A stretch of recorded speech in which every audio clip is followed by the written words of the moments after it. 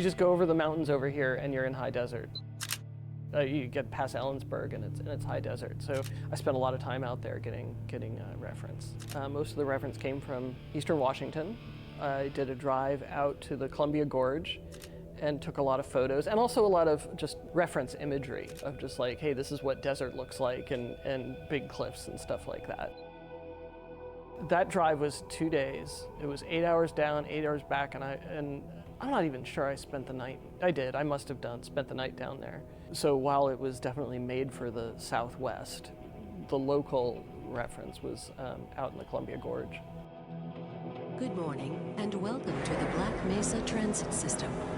This automated train is provided for the security and convenience of the Black Mesa Research Facility personnel.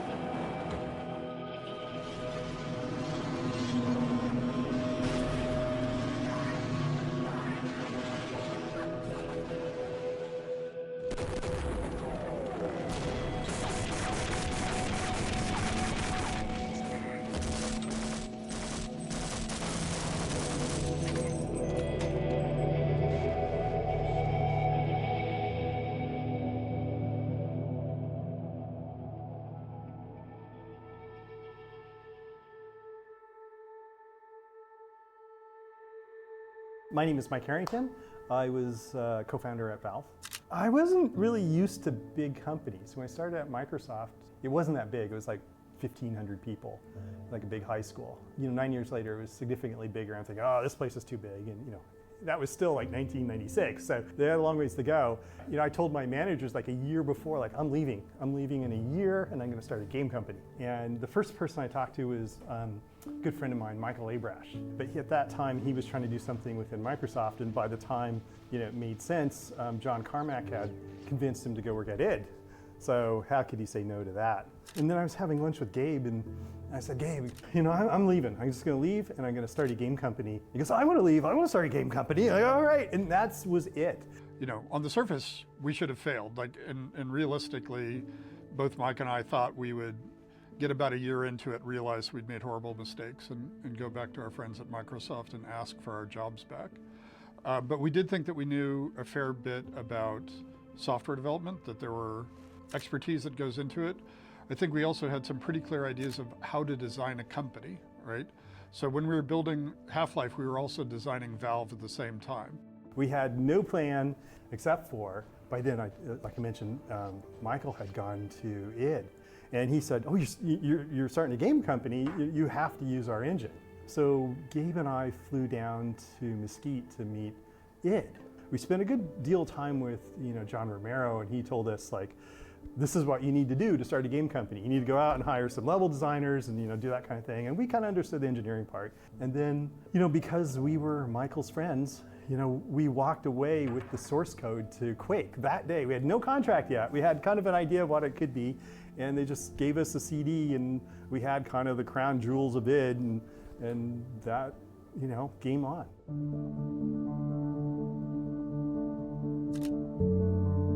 I think most of us had no game development experience. We were either amateurs working in our homes at night for fun, or some people were from the software world, but they had never worked on a game.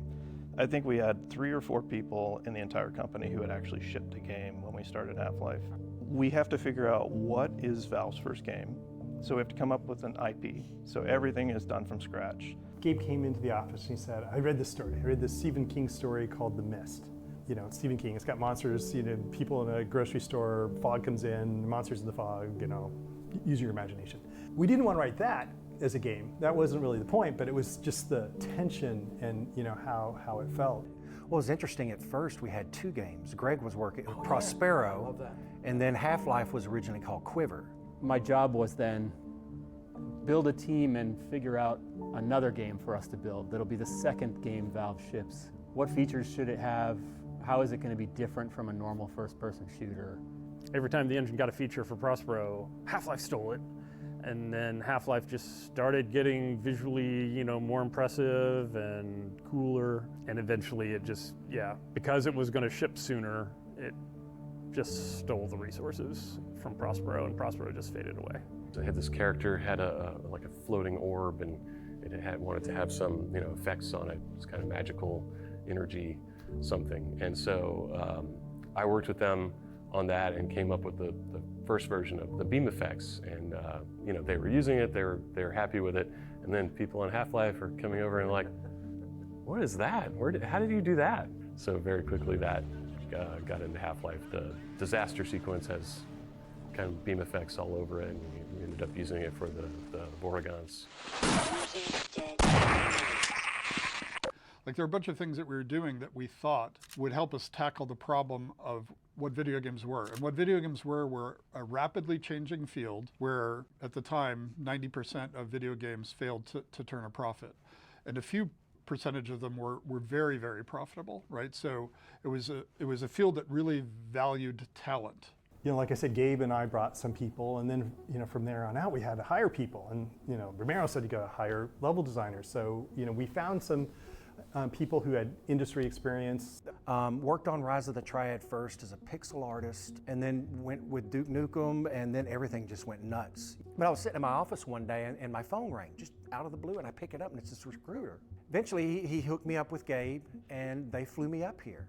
It was a big surprise. But then we started looking. The nice thing that we had is we had a whole bunch of people in the world who had been working on mods, and so we could start looking at those folks. And that's where we hired a lot of our designers. Steve and Guthrie, Steve Bond, John Guthrie were my favorite hires by far. Other than Doug, Gabe sent them an email and they're like, who is this scammer? Never heard of these guys. Just kids, like barely 20, I swear.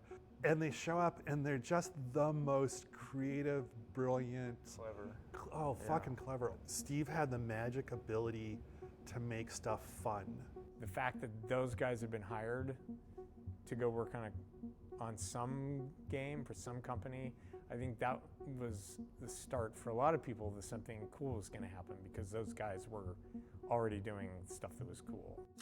And then Mark showed up, and Mark actually knows how stories work, beginning, middle, end, and all this stuff, and he had all sorts of great ideas, and he also would just bring good ideas out of everybody else as well.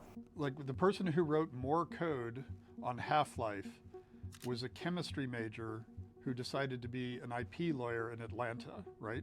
And he ended up writing more code than anybody else. The creature designer for most of the AI for the creatures in the game was a manager at a Waffle House.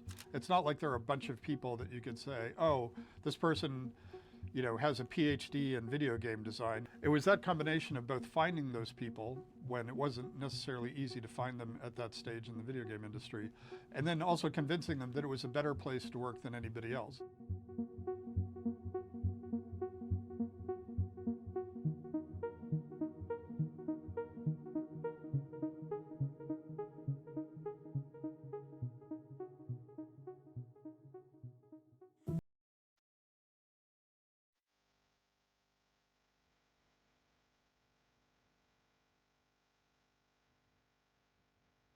One of the things that I definitely learned was how to hire engineers.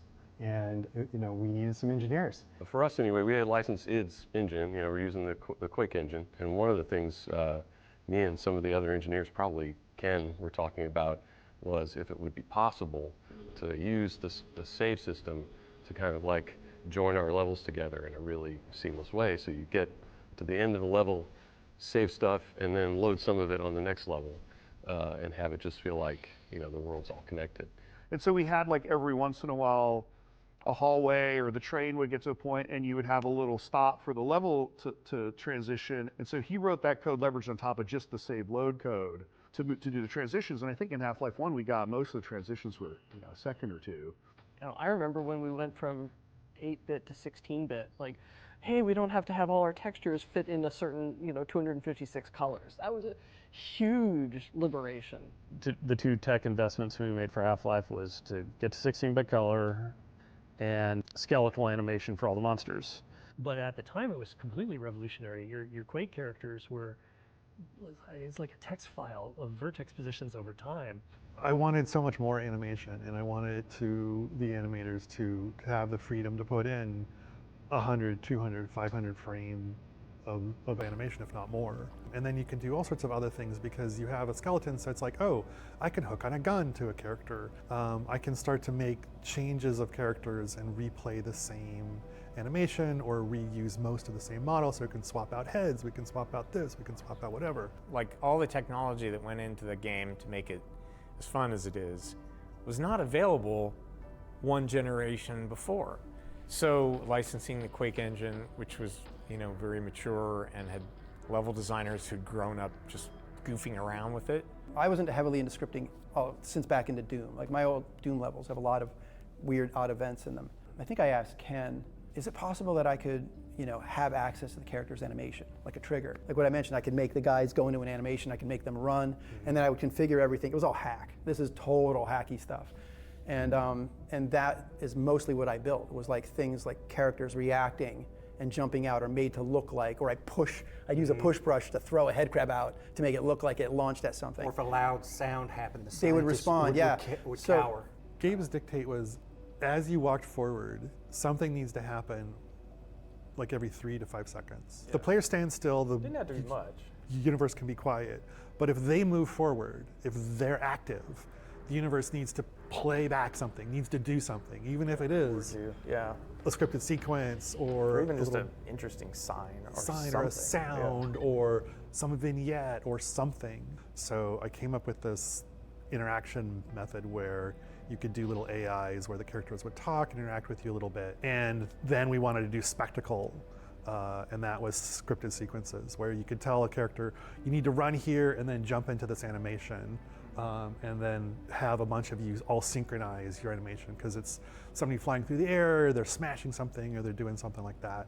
Yeah, and then test it and figure out, like, oh, this is real easy to break. That was the roughest thing about scripted sequences, where you'd have like a head crab jumping on a scientist or something, and it's like, yeah, it works totally fine 90% of the time, but some people just sprint right at the scientist, and sometimes we have to put them behind glass. And sometimes getting the level designers making the player want to do the thing that gives them the most fun is a very subtle art.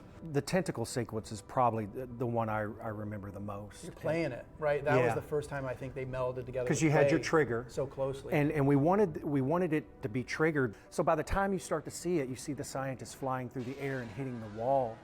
Then you could look in and you could see the scientist being carried away. The tentacle itself is separate; it's on its own, and you bring the two together, mesh them together, and boom. It felt so seamless, though, and that for me is like.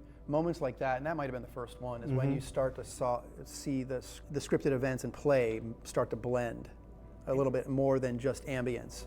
For God's sake, open the silo door! They're coming for us! It's our only way out!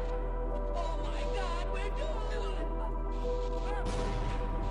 I remember Brett in particular had done some of the lab scenes where scientists would walk from one area to another and just look at a monitor.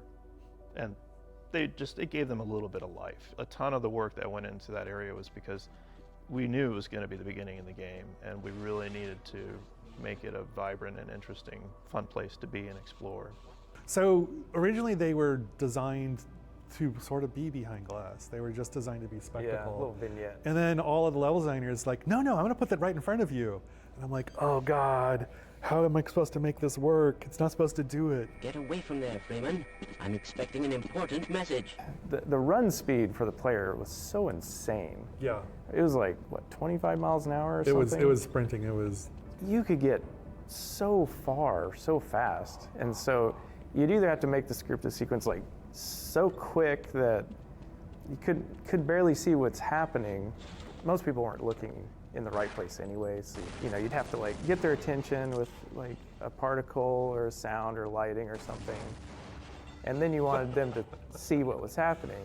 But when we play tested, and if like a scientist was like being pulled into a vent or something, like people wouldn't just stop and like, oh, sometimes they would be like, oh wow, look at that.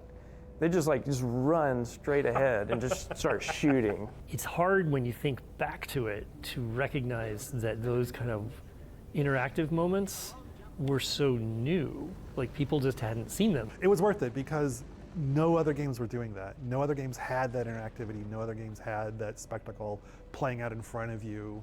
And it just added that whole feel of Half-Life. Gabe had started to develop this theory around interactivity, and the environment needed to let you do what you wanted and then react to it. So if you did something, if you shot your gun, there needed to be a bullet hole in the wall. If you did a thing, people needed, other characters needed to react. The world is acknowledging you exist. The world is acknowledging all of your actions. And that's this huge part of reinforcement. And you'd have these conversations where you'd be sitting in a design review and somebody'd say, that's not realistic. And you're like, okay, what does that have to, explain to me why that's interesting, because in the real world, I have to write up lists of stuff I have to go to the grocery store to buy. And I've never thought to myself that realism is fun. I go play games to have fun. And so we had to come up with some notion of what fun was. We knew it was an ad hoc definition, and it was the degrees to which the game recognizes and responded to the player's choices and actions, right? In behavioral science, you would say we were explicitly talking about what were reinforcers and what the reinforcement schedules were, right? At that point in time, that was a useful way of making design decisions. The point I would make is, if I go up to a wall and shoot it, to me, it feels like the wall is ignoring me. I'm getting a narcissistic injury when the world is ignoring me. So does this, to me, I was trying to convey to the user a sense of, yes, you were making choices, yes, you were progressing, which meant the game had to acknowledge that back to you. If you shoot at a wall, there have to be decals. If you kill a bunch of Marines, the Marines have to run away from you, right? You have to have this sense of the game acknowledging and responding to the choices and actions and progressions that you've made. Otherwise, it loses any sort of impact.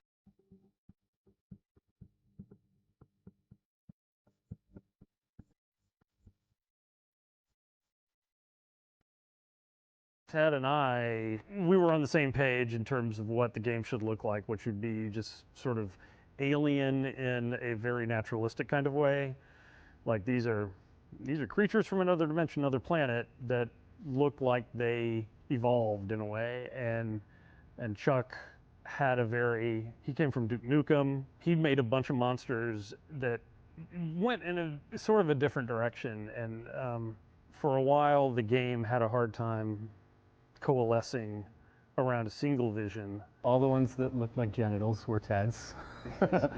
And all the ones with shiny bits that looked like alien soldiers were Chuck's. That was a thing when I first came in, Ted's style and mine. And trying to figure that out. Trying to find the harmony between the two to make it work. Yeah. Ted he really liked the Wayne Barlow aesthetic, and I had a little bit different, but it worked.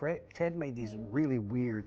He did the head crab, that's pretty much the symbol of it all. And I remember taking his head crab and putting it on a scientist and making the zombie. Right. Well, we pretty much we talked, and it's like, okay, you do that, and Ted did the soldiers, I did the scientists. I did a lot of the aliens, and with the Hornet gun, I did the Hornet gun for that one as well too. The alien slave. Well, I did some animations for the bull squid or bull chicken. I have to call him that. But that's a Ted creature there. The hound eye was Ted's as well. Yeah, a lot of the fleshy. If it's got a lot of flesh on it, maybe too much. Yeah, that's a Tedism. You can always tell Ted's designs because they're much more aquarium than aquarium or unspeakables. Oh, Big Mama! I forgot about Big Mama. Oh God! It's a testicle, right? It's like so disturbed. I concepted a guy in sort of a NASA spacesuit, a scientist guy. He was actually modeled after a couple of programmers I know. Big, beefy, bearded Linux programmers, And so that's where the HEV suit sort of emerged out of. There was a lot of desire for not having a space marine or a soldier be the guy. And then Chuck Jones went off and did a pretty different version of him that became known as Ivan the Space Biker. Oh God. I remember telling myself, it's like anytime you make a screenshot, make sure it's good, because you don't know where this is going to appear again. We didn't know that. And Ivan is the prime example of that one. So, you know, you're looking at, well, go look at Quake. It's like, okay, I'm looking at that, and he's got this incredibly boxy head. And you're always hearing, don't put too many polys in it. And it's like, okay, so Ivan got the square head. And it was kind of an early, just a rough prototype of a Gordon Freeman baby. And I remember we didn't know what Gordon looked like. So it's like I was looking for somebody, and I found Mike Harrington. It's like, Mike, what does Gordon look like? I don't know. Put yourself in there. It's like, oh, okay. And so I went in and put kind of my likeness on the early Gordon model in the game, and it kind of stayed there. Did you have a ponytail? Well, I was ex-tattoo artist, so yeah, I definitely had. I don't have anything to work with now, but yeah, that point I had a ponytail on. If you play the game, you know that it's Chuck. If you play multiplayer and you see the model, it's. But yeah, if you look on the back of that, there's this little four triangles, and he's got a little ponytail back there. I did the G-Man, and again, that one was Gabe was talking about the Cigarette Man from X-Files. So we needed our own equivalent of that. Because after a while, after playing with the game for a long time, people realized like, hey, we made this character, and just in this one office scene in the beginning, you know, where he's behind the window and he's talking to a scientist or something, and he's like, he looks really creepy. It was late in the day that we thought, oh, okay, well, he's going to be the big bad behind all of this. Like, scatter him around in places that you can't get to him, but he's there mysteriously. There wasn't enough in the beginning of the game. It's like, we need another monster. Head crabs weren't enough. It got kind of repetitious. I think I grabbed Ted and said, I need them to do this and this. And so he whipped it out in not much time at all. I'm gonna get the timing just right, and I have no time to do this. I'm just gonna bang it out. And then once it was working, everybody said, "Oh, let's go back and sprinkle them back in the maps." And that was because we introduced them a little earlier than we were planning. Yeah, because they ended up being they weren't real tough. They weren't supposed to be tough, but they were ranged. But they were ranged, and they were fun, and they had a big show, and like that was showing off a bunch of stuff.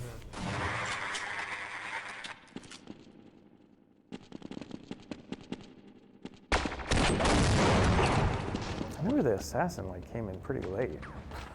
That was it. It was like, okay, I have a week and a half. It was already done. It was already all modeled, already all animated, and the requirement was it couldn't have any new animations and any new anything. So had to come up. I grabbed a bunch of Steve Bond's AI and banged that thing out. I built a level, super crude, but it had all the right spacing and all the right heights and all the right geometry. Again, it's just a presentation where this creature gets to shine, this enemy gets to shine, and is your entire focus for that scene. And it's kind of a memorable experience because it just takes place in a different fashion than other encounters, and you get knocked out, and there's all kinds of the lights go out, and you get dragged through a corridor and things. So again, it's something you remember in the game.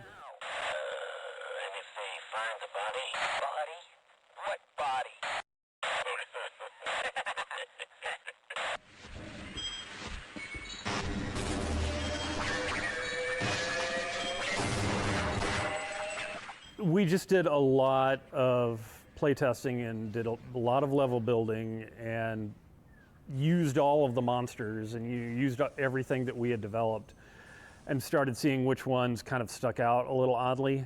Like we had the Hound Eyes that Ted had concepted and Kelly had done great sounds for them. And so they seemed like a very oddly plausible sort of alien creature.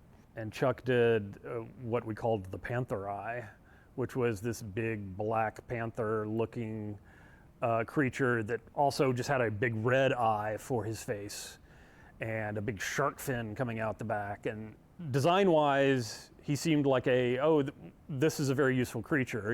It's like when you design things, you like to have a gradient of difficulty, a gradient of escalation in threat. And so if we had these Hound Eyes, then yes, this panther, bigger, scarier looking thing would be more of a threat. It was in the game for a long time, and then it sort of just worked its way out because folks couldn't find a way to incorporate a creature like that into the environment and make it seem reasonable. The Stuka Bat was, it was something that I did. just a weird, another creature from the air. We had the chub toad that we were going to use as a feeding animal to help, and yeah, they had a mechanic to where they were going to use this to distract monsters so you could possibly get by. And it pretty much reached fruition to where we created the object, but then again, time became the factor and it had to get cut.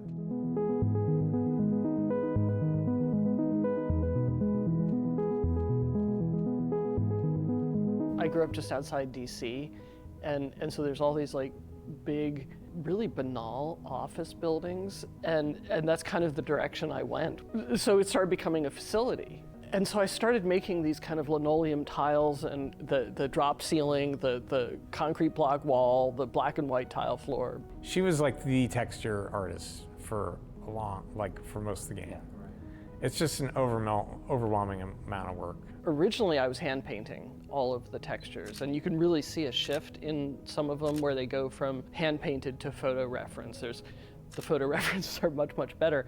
So I was all over Seattle, Harbor Island, Gasworks Park, getting rusty metal things. What can I get good pictures of that is vaguely industrial and interesting to look at? And then how can we use this?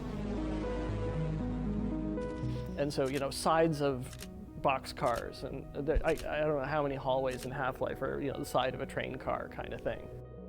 The Kirkland Costco, a lot of time in the Kirkland Costco, getting just packages of, I don't know why I needed snacks or something.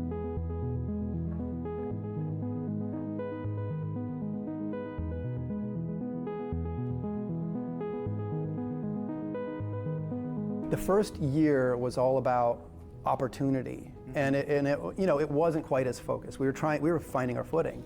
We were getting into the 3 months before supposedly shipping in '97, and it's like, this isn't gelling. This is really not good.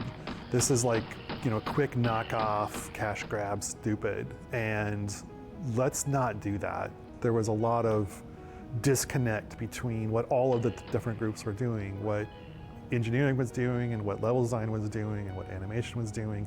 We had a bunch of monsters that had no plans to get in the game because nobody else was assigned to work on them, and we had a bunch of levels that like, what's supposed to go in here? Oh, I don't know, everybody's gonna do a bunch of stuff, and like, no, that doesn't work that way. Yeah. So here we were, all these people doing all these cool things, and just everything's just this random collection of, oh, here's a cool moment and a cool this, and and then it's gone, and oh, now on to the next thing. Because the way we were building the game was, every level designer was kind of his own silo, his own universe. And I think that just grew out of our, kind of mod developer roots, but it wasn't cohesive, and it certainly didn't have a strategy for like maximizing any of that stuff. You must have been in the meeting when we reviewed all the levels. It was like the first time everybody piled into a room, right? And Gabe had his crazy Hellraiser chair with the beautiful Mac monitor, and we played for 2 days. He played everyone's levels. But I remember one moment he turned around. He was like this with his hair. He's going, "We're gonna fail. We're gonna fail. We're gonna fail. We're gonna fail. We're gonna fail." And I was just like, it blew me away. I was like, oh shit, this isn't good.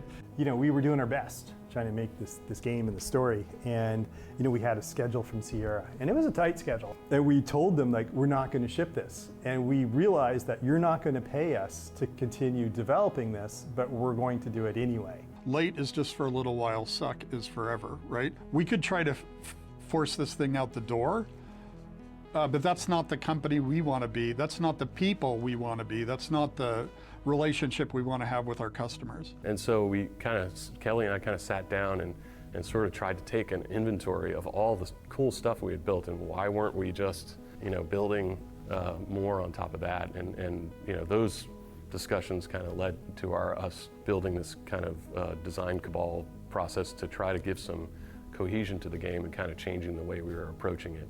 And so a cabal was a small group of people, multidisciplinary group. There's like an artists, level designers, engineers, and everything in that. And a small team that would write up a spec for a level. There was the arc that Mark had written, so we knew how that fit into the story. And we got a small group of people together, and we started with the beginning, and we went through literally what map do we need to build to tell us the story we're going to have to tell, and then what does that connect to, and what's the next piece and the next piece. The strongest and most influential thing that came out of them was, to me, the sketches. And they were really the visual meeting notes, right? We came up with a formula for how that worked. We had a certain percentage of the time where you were fighting, a certain percentage of the time where you're exploring, a certain percentage of the time where you're solving puzzles. And so we could apply that uniformly through the game, and that worked pretty well. Testing. Testing. Everything seems to be in order. Good morning, and welcome to the Black Mesa Transit System. This automated train is provided for the security and convenience of the Black Mesa Research Facility personnel. The whole opening of the game was specifically a reaction to how all the other first-person shooters were, whether they had cutscenes or not. Like sometimes, like they would just open without a cutscene, but you know you're standing in a room with a gun and there's a thing attacking you. So we could look at examples of all that, and I think there was expectation that that's what Half-Life had to do because every other game was doing it. I can tell you the number of people who started up the game, were staring at it, and then accidentally bumped their mouse and realized this is live. Yeah. And as simple as that sounds, it was mind-blowing for so many people because there was too much going on. This isn't real time, this is a recording, you know. That was sort of the way we, stumbled through a lot of the new narrative tricks. It was like, well, what can we do that you could do this in a movie or a story, but nobody's doing this in first-person shooters. You're this anonymous scientist and you're riding on this train into work and rolled the credits at the beginning. It was kind of like a cinematic experience almost. Like I don't think games had really gone down that road. It's so funny to look at it now because it's so primitive, but at the time it felt like you were really in this Black Mesa world. Pre-disaster survived from the first year, so a lot of that geometry was from that first version of the game, but in a very minimal way, right? Just the basic style of some of the hallways, the curved corners in the hallways, things like that. They more became sort of like Lego pieces that John could use and stitch together and extrude. And I know Brett did a lot of the raw geometry from pre-disaster, and then John did most of the work to ship it, and then the post and the train ride was all John, I think. The Sector C, so those are heavily influenced by NASA control rooms, with my favorite green hammerite, really influenced a lot of like we started with the kind of the consoles. I'm trying to remember, and then there was just lots of hallways and people were getting lost, and I did the color stripes to help people follow them places. One of the things that was actually super exciting was how quotidian a lot of it really was. You know, the lunchroom with the microwave, you press the button and it would go splat. My God, what are you doing? Yeah, all this work so you can start a microwave and blow up some soup, which was a reference to real life, because that happened regularly. Like, we regularly accidentally blew up. Ladle mostly, wasn't it? There were a few people who were just, challenged with kitchen appliances, and at one point we had a company fire. we had a lot of things going on in that kitchen. All of that stuff had a real kind of eloquence that in the late 90s, in a world where everything was so over the top, but we still got to go on flights of fancy. Welcome to the HEV Mark IV. I think like a super pivotal moment for me was when we came in this one morning and we saw the test chamber sequence that Kelly and John Guthrie and Wedge was in that office, and Dario Driller, they were all in this corner dark office where so much cool stuff happened. But so Kelly and John stayed up all night and did the test chamber sequence, and it's pretty much like the one we shipped. I mean, that was a lot of what went on in that room that we called the submarine. It was just improvisation, just what can we do to solve this problem? How do we connect what's happening before to what's happening after? This needs to be somehow important, but we just don't know what to do. John and I talked about it. I went home that night and I sort of sketched out maybe we could do something cinematic. We'll take the camera away, we'll turn the lights off, we'll do sounds, we'll just throw everything we can at it. We built that basically that day. It was just a sort of a one-day throw it together. That's how fast we were moving. They had audio, right? We had yeah, it's like the heartbeat and the breathing, all that stuff was in there. And I played through it, and it was like, damn, I have not seen this in any medium, in anything before, experienced something like this, where this immersive experience of this actually happening like this. And at that point, it's like, okay, I see what it is we're doing.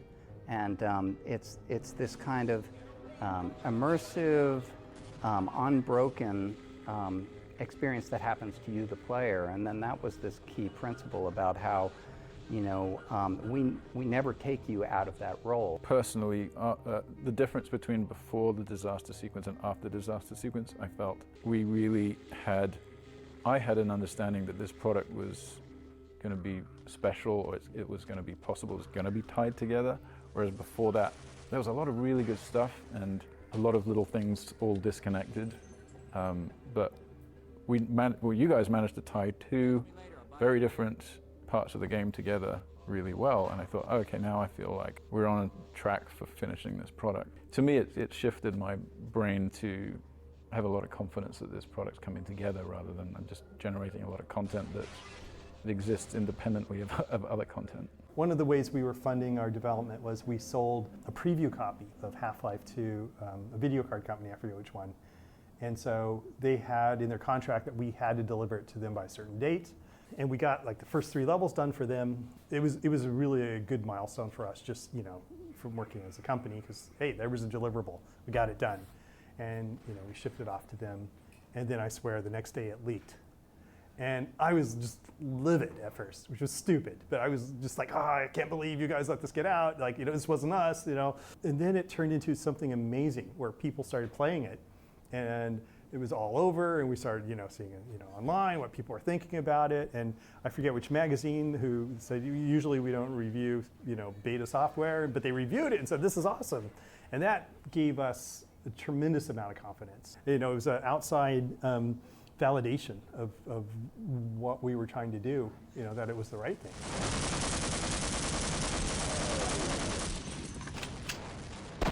I think just with first-person shooters already, they were kind of like the vowels of weapons you put into first person. You got to have a shotgun, and there's obviously a pistol. You know, you need your weapon that's going to make you struggle and you drive you to get another weapon. That was a lesson in how to make all of your weapons as orthogonal as possible, so each one did something completely different. All of the crazy weapons, those are my fault. So I did like the rocket launcher and the Gauss gun and the snarks. Oh, I like snarks. Snarks always made me laugh. It was just always funny to watch people run away from the snarks. The squeak grenade. It's called the snark, but I wanted something, little creature that you could bring up and hold, and you could throw it out, and it would just start running. Because people were camping, and everybody hated campers at that point. So you wanted the anti-camp weapon. But it was kind of, you could literally find a little hidey hole and just sit out there and just throw out 30 of them. And they're all over the map. I had a cat. And you'd sit there and you'd do your finger blue. Yeah, you'd do your finger towards him, and he'd get mad at you and he'd swat. So that was the inspiration for that particular animation. And then the other, that big alien creature with the, we needed some kind of alien weapon. Drew that one, built that one, animated that one, but that was also another one that whenever you could get in a corner and just shoot them in the air because the hornets would track. I think that was the biggest thrill, is brainstorming these with your crew, making them, building them, putting them in the game, and then playing with them, and then they're fun. So there's sort of a trope of having a melee weapon. I think it was Steve Bond and Ken Birdwell and I were saying we wanted a device where the world was reacting to. It really goes back to that theory of fun. But we were just running around like idiots, smacking the wall. It's an odd thing to know in retrospect, but at the time it felt profoundly satisfying to be able to smack walls.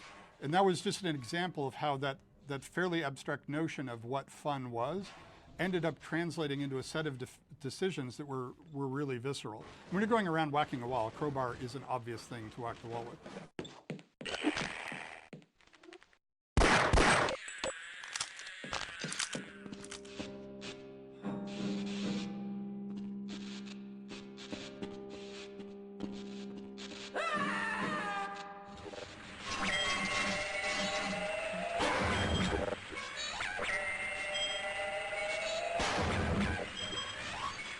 If the sound could let you know what's going to happen, that's really makes it powerful. So we're always on the lookout for that in level design and monster design, communicating, because the AI is often hidden from the player. So we use the sound to broadcast the internal state of the AI.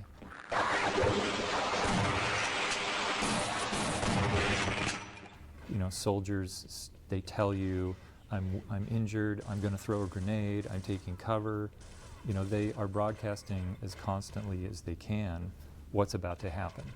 So it was really important to try to keep those states distinct so that as you play the game, you're actually, whether you're aware of it or not, you're starting to be able to tell what's about to happen. We knew he was a musician too, so he could do sounds, but you know, he also decided he was going to write the sound engine. And then he wrote the soundtrack. And he'd never written a soundtrack before, and he wrote the whole, you know, soundtrack for the game, and it won an award, and it was crazy. There just weren't that many of us. You know, I had a little bit of a background playing music.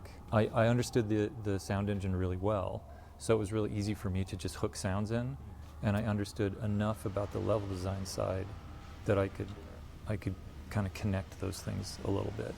The sounds could come from anywhere. And then I just heavily modified them. Usually those are animal sounds, reversing, changing the pitch, chopping them up and rearranging them. Head crabs were rats. The little squeaky, yeah, that's a rat slowed way, way down and then reversed. Yeah, the DSP stuff was another cool thing that Kelly built. When you got an event, it sounded like you were an event, and that wasn't really happening, I guess, at least in Quake and other games I was playing back then.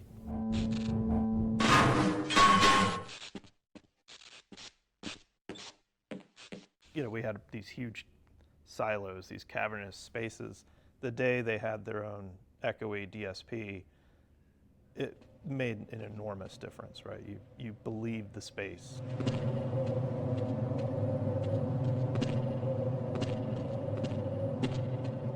Kelly tells me, oh God, Chuck Jones asked him if the characters could speak and have their mouths move. And Kelly said, you know, that's super easy. You know, I could just look at the audio and see if they're talking and do that. But like getting their mouth to move is stupid, he says to me. And I look, Chuck Jones told me the same thing. I told him making the mouths move was super trivially easy, but knowing when they're talking and knowing how to follow the envelope of the speech would be impossible. And Kelly and I just both looked at each other and like, oh. And so I went back to my office and he went back to his office. And I think within an hour, the characters were talking and their mouths were moving. And it was only because we sat there at lunch bitching about an animator who was 100% right. Why are you leaving me here? Scientist conversations, Kelly and I made that. When they're next to each other, one scientist will occasionally play a question and the other one will give him an answer. And it's not a script, you know, it just it might not always make sense. I am rather looking forward to this analysis, aren't you? I don't think so. But it had a bunch of personality. It was really cool. And I worked on getting those guys to look at you and turn their heads. When we first added the ability for scientists to respond to the player and other things in the environment, I would call them response rules. The first time that went in, they came flying down the elevator, and one of them looks at you and goes, "Oh, hello, Gordon." And then they explode into a pile of jibs at the bottom. Hello, the Automatic Diagnostic and Announcement System welcomes you to the Black Mesa Research Facility. Remember, have a secure day.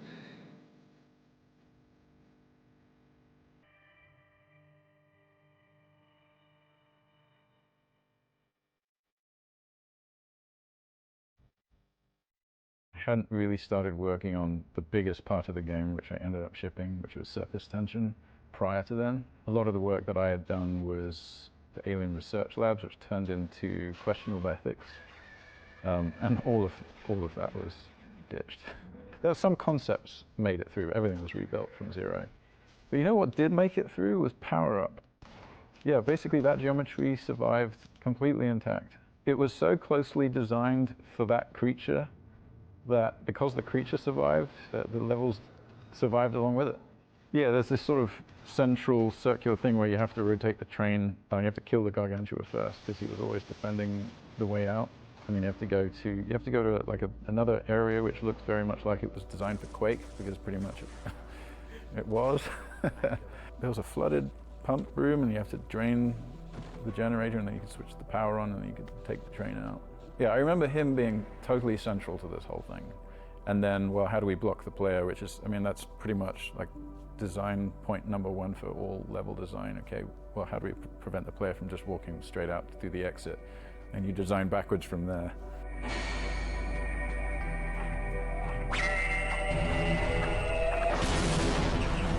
In the first year, we built a lot of world space, a lot of track as we call it, and the programmers would try to fit the AI into the existing maps. What we did the second year was we built the AI in very constrained environments that showcase the AI. Let's make the ideal space for the AI and then give that to the level designers to incorporate those elements into their map so that it worked better and was more interesting. And that Gargantua was an example of that. And the grunts especially. Yeah, we had the AI that Steve had been working on, and he had designed all these interesting encounters with them just in his test map, and so he had them up high and down low, and so basically we just sort of re-leveraged that. So, okay, let's start with the player comes in low, and there's a Marine on the same level, and then the next one they're up high, and then they come running down, because it was really neat to see them retreat. They'd try to run back up the stairs and try to flank you from another side. Steve Bond, like I mentioned earlier, was this really young guy who had been making mods in Quake C, really the designer for so much of the AI. I mean, all the stuff that's good about the soldiers, the grunts you fight in Half-Life. Yeah, we had a little bit of a language we could sort of use to say, you know, this is a place they can climb, this is a place they can jump to, this is a good place to hide. These are good places to go in general, or interesting places. So, you know, the AI had a little bit of help.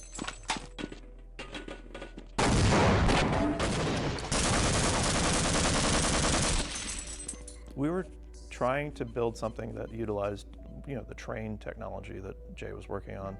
And we thought, well, let's give the player something that they can control, but in a limited way. We couldn't do vehicles like you see in Half-Life 2. So we did this, the most constrained vehicle we could think of, which was the train. Players didn't always bring the train with them. And so you had a bunch of these poor people walking down these tunnels. Oh, is that why you electrified the rail? Yeah, and the rails were, that was part of the feedback. Kept from that. Part of the feedback was, well, you can just bypass all that, so we made the rails electric. It's like, well, maybe that'll teach them to bring the train with them. But the basic idea was, you know, let's explore that, and then also reveal some of the hidden deep parts of the base, you know, the abandoned areas where you might get a lot more of the Zen creatures. You know, we had designed some of the ones that didn't make it into the game to appear there, you know, bats that would dive bomb you, and while you're on the train, yeah, Stuka bats. And then we also tried hard to not make it feel like it was this super linear thing, so we tried to give little branches, and so there were some challenges there.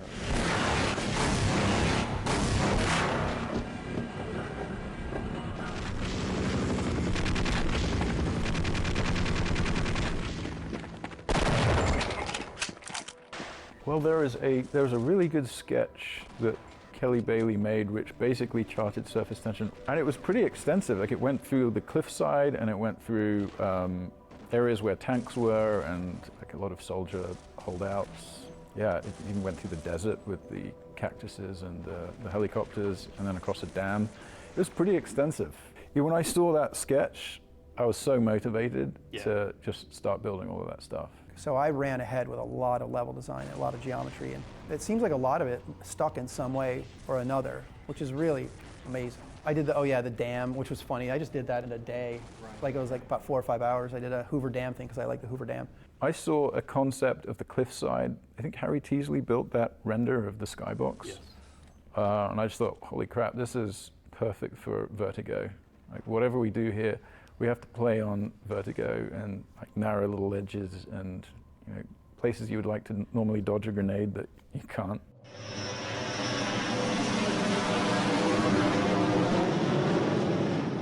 And that's the moment. That's really the big part of that level, is that reveal, and the play is kind of supports it afterward. Yeah. The helicopter comes in, you're fighting the helicopter, which is awesome.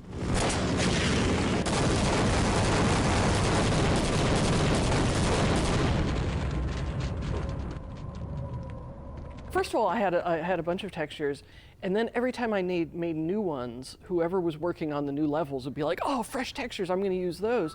Somebody making another level would start using them, and I was like, no, this is chaos. We need to restrict this. So I started naming the texture sets by the level that they were made for. I was trying to enforce some sort of like visual cohesion, and so that really ended up working.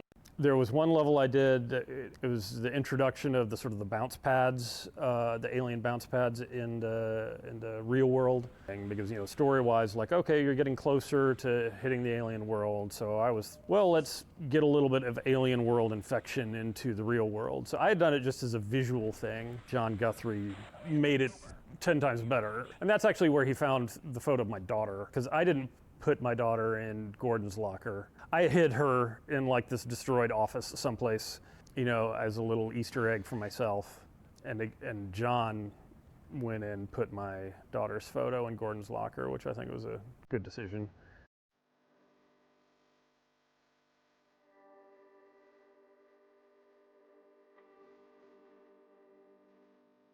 I still get questions about stuff that I spent 5 minutes on 25 years ago from people who've now thought about this for 25 years, and they're thinking that there's 25 years worth of development went into this. So like, on some level, when you start talking about lore, I'm like, well, there's Black Mesa. That was just a matter, we needed a name for something that was evocative. In that entrance, when you get off the train and there's that lobby where there's a big map on it, and when we were making that map, that was fairly early on, I put a dot in New Mexico. And then that turned into, I think Mark saw that, he was like, oh, where is that? This is where we are. And then he named it Black Mesa. That is a favorite thing of mine, actually. If you come up with a name for something and it evokes something, then you don't have to write the whole story. It's because it's a conspiracy plot. Everybody knows more about it than you do, so you don't have to answer those questions.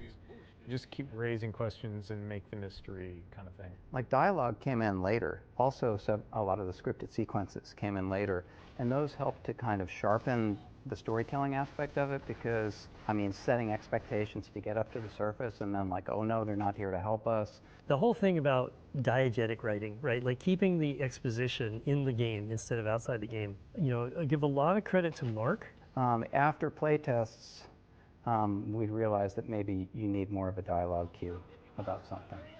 That's when we started to do like scientists who were literally pop up in a corner and go that way. There's a few of those that we stuck in right at the end when we'd like, well, we get one more session with Hal. He can say, go down here, you know, go around that corner. Well, so much for the government. Their idea of containment is to kill everyone associated with the project. Judging from your hazard suit, I'd say you were part of what went wrong. I knew Hal from San Francisco as an artist, cartoonist. He was also an animator and an actor in some science fiction movies. So when we got down to the wire, we did a bunch of voice casting and nothing was right. And I just kept thinking of Hal. And I finally just called him and said, Hal, I want you to at least talk to people here so they can hear your voice. And I got him on a speakerphone, and I had a bunch of people gathered in my office. And I'm like, okay, Hal, everybody's here. And he's like, well, what would you like me to say? And everybody was like, this is him. This is the guy. Why do we all have to wear these ridiculous ties? Another interesting voice thing was the G-Man. So we liked Mike Shapiro's work. So we knew we wanted to use him, but we brought him in to do Barney and also the G-Man. So we did a take on all the G-Man lines with kind of a straight voice, and it was thinking that, okay, we have something safe, but we're not super excited about it, and give us something else. And he does this crazy lizard voice. The border world, then, is in our control for the time being, thanks to you. Quite a nasty piece of work you managed over there. I am impressed. And we took it back, and everybody just loved the crazy lizard voice, and so that's how it worked out. Did you do the Nihilanth? I did. Ladies and gentlemen, the Nihilanth. Just imagine his head floating in space as a baby.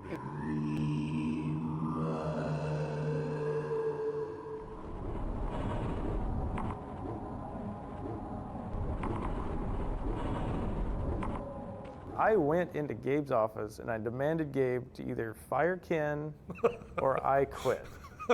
And Gabe just laughed at me.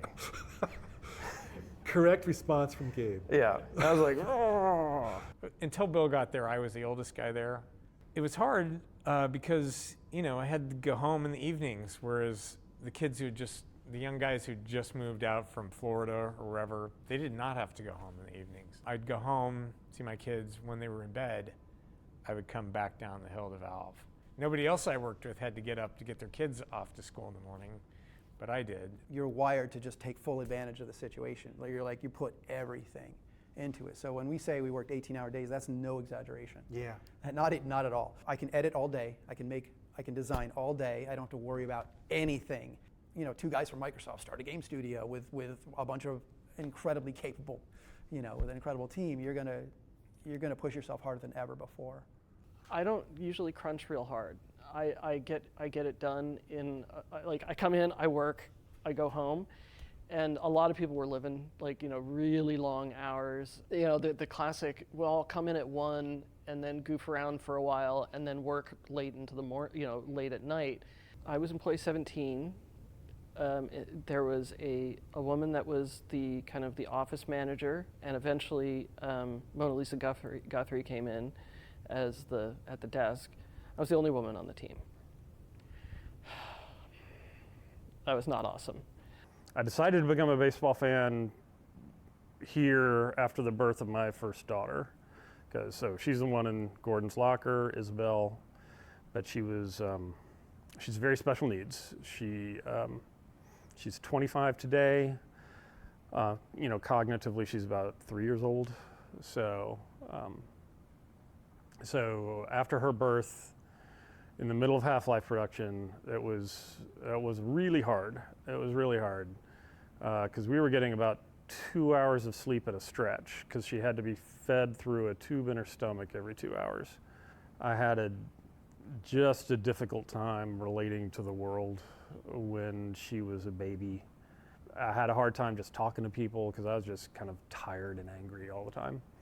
Yeah, my wife, she worked at Valve for a while. She did a bunch of textures for the game. Like I said, she did those soda machines. She did just a bunch of level textures. She textured Big Mama, the sort of boss creature. She textured him. But when Isabel arrived, she obviously had a lot of issues. So Yachts had to stop working and stay with her at home. And it was the last year of Half-Life, and we pretty much crunched that whole year. So I was at work a lot. It was hard. It was definitely a hard year.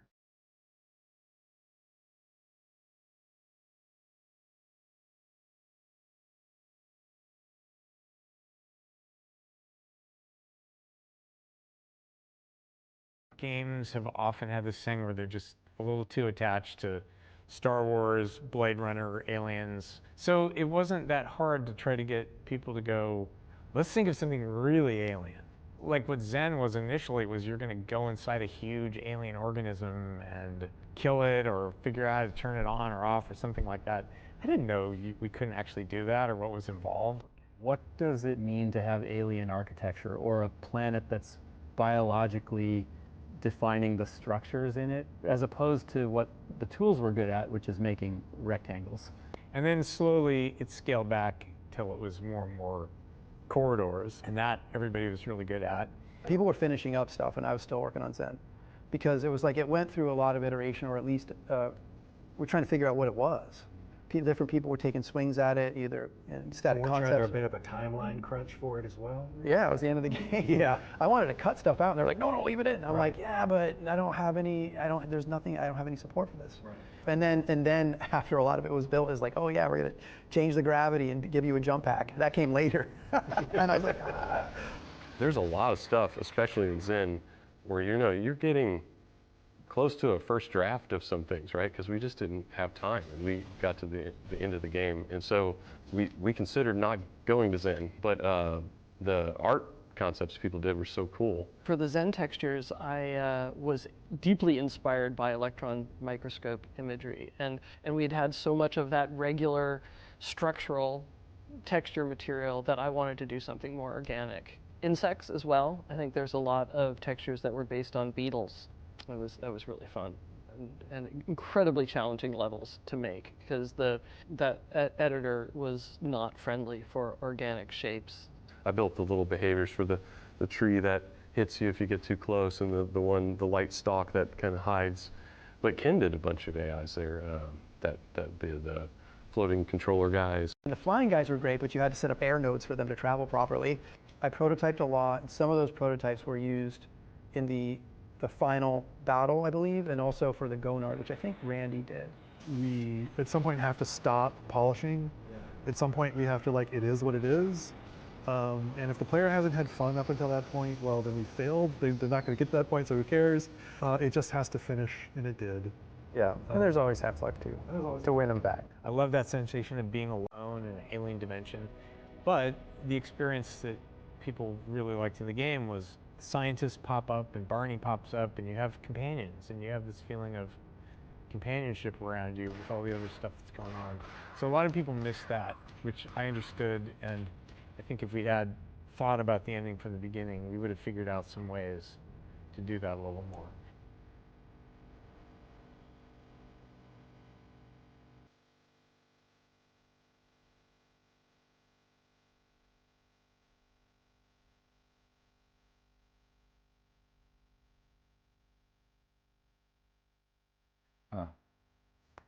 I remember coming back from downtown Cabo very drunk and then running to the beach, but didn't know there was like a 6-foot retaining wall there, so I just went right over.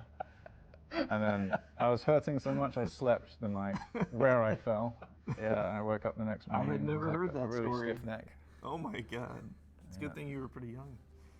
I remember after we'd gone final on the game, I was home one morning, taking a shower, and my wife asked me, like, it's done. Is it any good? Is the game any fun? And I go, I don't know. Like, I hope so. I don't think it's exaggerating by saying if any one of the crew had disappeared for a month, we wouldn't have shipped. It didn't matter who they were. Everybody was mission critical. My inspiration from Valve, what I really took away with me was that the thing that is most important to me is what are we making? Coming in as a texture artist, you don't have a lot of expectation that you're going to get to influence that. And I was able to have quite a bit of influence on the what. It was so fun to work with the people who were making Half-Life. The collection of people were diverse, at least like in their professional backgrounds, was kind of all over the place. And so figuring out how to work with all those people, but also just the fact that we had hired really stellar people who were good at collaborating, like they're conscientious people, deeply passionate about what they wanted to create. That just was a recipe for a professionally, like, really good time. It seems to me that one of the things that good games do is make 2 games worth of stuff and then throw away the bad game. And fortunately, like, Valve was able to do that. A lot of companies couldn't do that, but backstopped by Gabe and Mike, Valve could afford to do that. I always have absolutely nothing interesting to say when people say, would you reflect on your legacy? Like, I really don't look back a whole lot. I'm always excited by the future, right? So to me, it's like I can look back at the things we did, but to me, they're just sort of like the stepping stones to what we're going to be able to do in the future. That's just how I'm wired, right?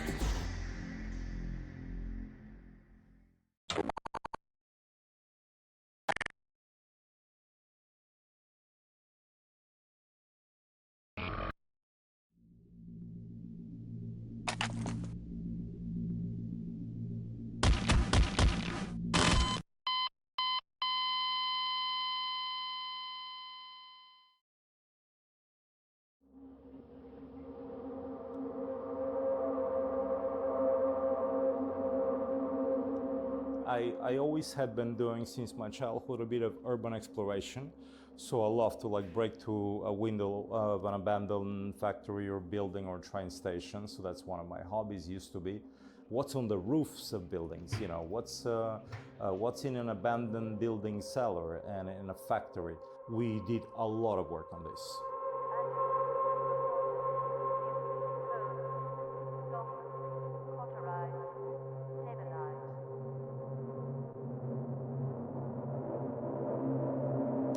At the time when I did my first photo shoot of the Austerlitz station, it was under construction.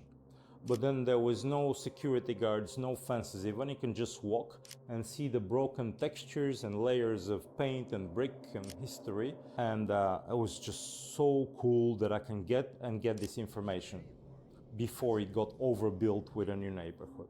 I went to check it out last night, and it happens to be completely destroyed and under construction again. And it just goes back, luckily, coincidentally, to the exact same state where I shot it 25 years ago, actually.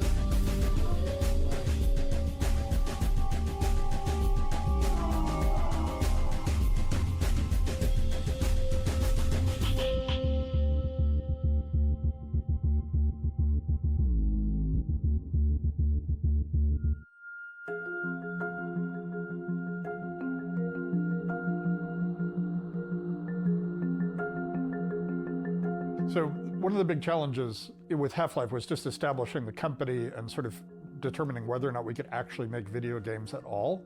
Like my background was operating systems and spreadsheets. Mike Harrington, who was the co-founder, had a similar background. He had a little more game experience than I did. But with Half-Life, you know, we were pretty sure we were gonna fail. And then Half-Life was successful. It was like a lot more successful than we had any reason to expect.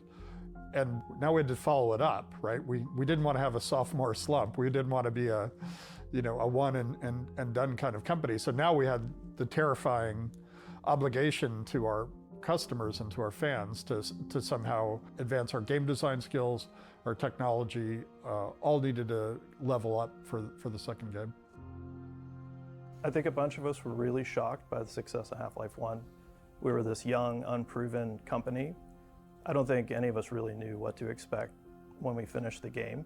I remember when we started working on Half-Life 2, we had already set the bar pretty high for ourselves. So during Half-Life 2, what we were really trying to do is take advantage of the visibility that Half-Life had created for us in the industry to continue to hire the best people that we could find in the world. It just got easier. The bar didn't get any lower, but the fact that we had, you know, it went from, hey, this weird dude who worked on operating systems wants to convince you can run a game company, to, oh, Half-Life won a bunch of awards, and now they're working on a sequel to that. It was either my first week or my first day was actually the going away party for Mike Harrington, the co-founder. Yeah, I came to Valve when it was just tiny. We had, I think, or maybe 10 or so people. Dave and I grew up together in Louisiana, so he and I had always talked about maybe starting a game company at some point. And during Half-Life, that kind of changed to a, maybe instead of that, the dream could be you come and work here at this one, you know, with me. Yeah, you know, and I interviewed the day that Half-Life went gold, and I took the team photo Yeah, there's like an on old photo of day. us. We broke a paper mache head crab and everything. Yeah, I was freaking out. Yeah. I was actually working on a video game concept in high school, and I was seeking a mentor, and I got in touch with Mark Laidlaw at Valve. I guess it was the right time and right place, and quite a bit of luck, and I ended up getting an internship that way. I guess I was 17 at the time. So you've got a whole company that's familiar with tools and a whole process, and then we just started over. Like, we rebuilt the tools and we rebuilt the engine. So we had this long period of time where we could sort of take our time on design. And so we spent a lot of time working on story and just trying to figure out how to make this thing bigger, like somehow more epic. And those discussions eventually led to this idea that, so in Half-Life 1, you open this portal, some strange rift to another dimension. And we thought, well, what if that broadcasts this signal to the universe that's like, oh, there's this planet there, it's free air and water. And so then we sort of came up with this idea of, well, there's this mega organization that's resource starved, and they're just gonna come and take it if they can. How many years passed between? 6? Yeah. So I would say the first 2 years, we tried a lot of things. And a lot of those stories, arcs that we had initially didn't have really any carryover from Black Mesa or any of that. There was originally going to be three different alien races, like the bugs or religious ones, and the Antlions actually came out of that bug race that was supposed to be a much bigger part of the game. It had 3 alien races, the warrior aliens, the insect aliens, and the spy aliens. And it had like a Prague-like city, which ended up being the closest thing to City 17. In a lot of ways, it reminds me of writing music. You know, everyone was sort of riffing ideas on, well, what if we did this or tried that? I remember we were really ambitious at the beginning. I remember we designed, 4 cities? At one point, Prague, Jerusalem, Chicago, Los Angeles, I believe. We had an Arctic base, an underwater base, an icebreaker ship, an airplane sequence that crashed into a high-rise, which we cut right after 9/11. We had several Combine bases in the wasteland. We had the air exchange, which is where they were taking, the atmosphere from Earth. We had a train depot and so on. So we really obviously had to scale back what we were trying to do, but that's okay to go a little bit nuts at the beginning. I saw it almost as like sophomore anxiety, maybe. Oh wow, we have to surpass Half-Life, and Half-Life was important, and so it was like this unbounded ambition. And we kept asking ourselves, and Gabe kept asking, well, how is this Half-Life? Where, when you have a silent first-person narrator, you could tell people this is Gordon and throw that character into literally any environment and say, yeah, this is Half-Life. But unless the environment is telling you that that's the case, it's very arbitrary. So we wrestled with that a long time. Slowly, the sort of grab bag of characters we had, we started to feel like there was connections between them. And then at some point we realized, we could make this out of the science team, the survivors from Black Mesa. And suddenly, that for me was the idea of it's a science team. That suddenly, you could put those guys anywhere, and because they have like a familial interconnectedness, and they recognize Gordon, that will make you feel like it's a continuation of the story. Like, obviously Alex was totally new to that universe, but she had a father who had been at Black Mesa, and he and the other scientists were friends, and they had extended their relationship into this new world that you were in. That was kind of the click, was the science team, and that was a while till we got there. Much like the first one, where all the contributors were really collectively deciding on the direction, is we were really making a push to grow the team and hire new artists. Zabi Ng was an influential early contributor. I think he and I were doing character designs for Gordon and for Alex and for some of the antagonist Combine characters. At the time, I was looking at a lot of, really the helmets, which I think are kind of one of their defining features, was based off some gas masks from Europe that I had seen in some reference. I remember doing early concepts of the new HEV suit, like what's Gordon gonna be now? And I had kind of just started, and so I was like, I'm gonna make this my own. It looked, I guess, kind of like the still suits in Dune, but black and a lot more belt buckles and latex. And Gabe was just kind of like, what's this? Like, it's Gordon. I was like really proud and excited. It's like, why is it not orange? It's like, or something to that effect of essentially like, why are you giving up this iconic part of the character? People love it. Yeah, people love that. So what are you doing? And it's like, I was like, yeah, I guess he's right. So we kind of went back to the drawing board and ended up with what shipped.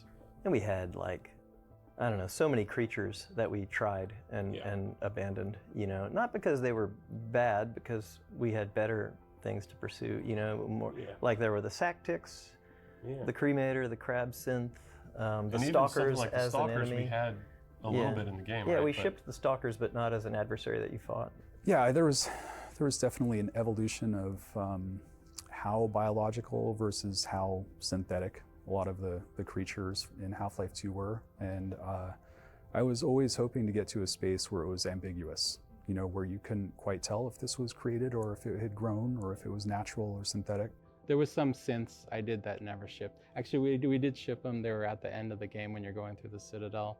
I had designed these synths that no animator could figure out how to actually move because they weren't built to move. And much like some of the environments that we've seen, released in the leak that were very dark, some of the early Half-Life stuff was also very dark. But at the time, video games were very dark. In the interim, before we hired Fletcher, and before Victor was there, because it was the old environments, right?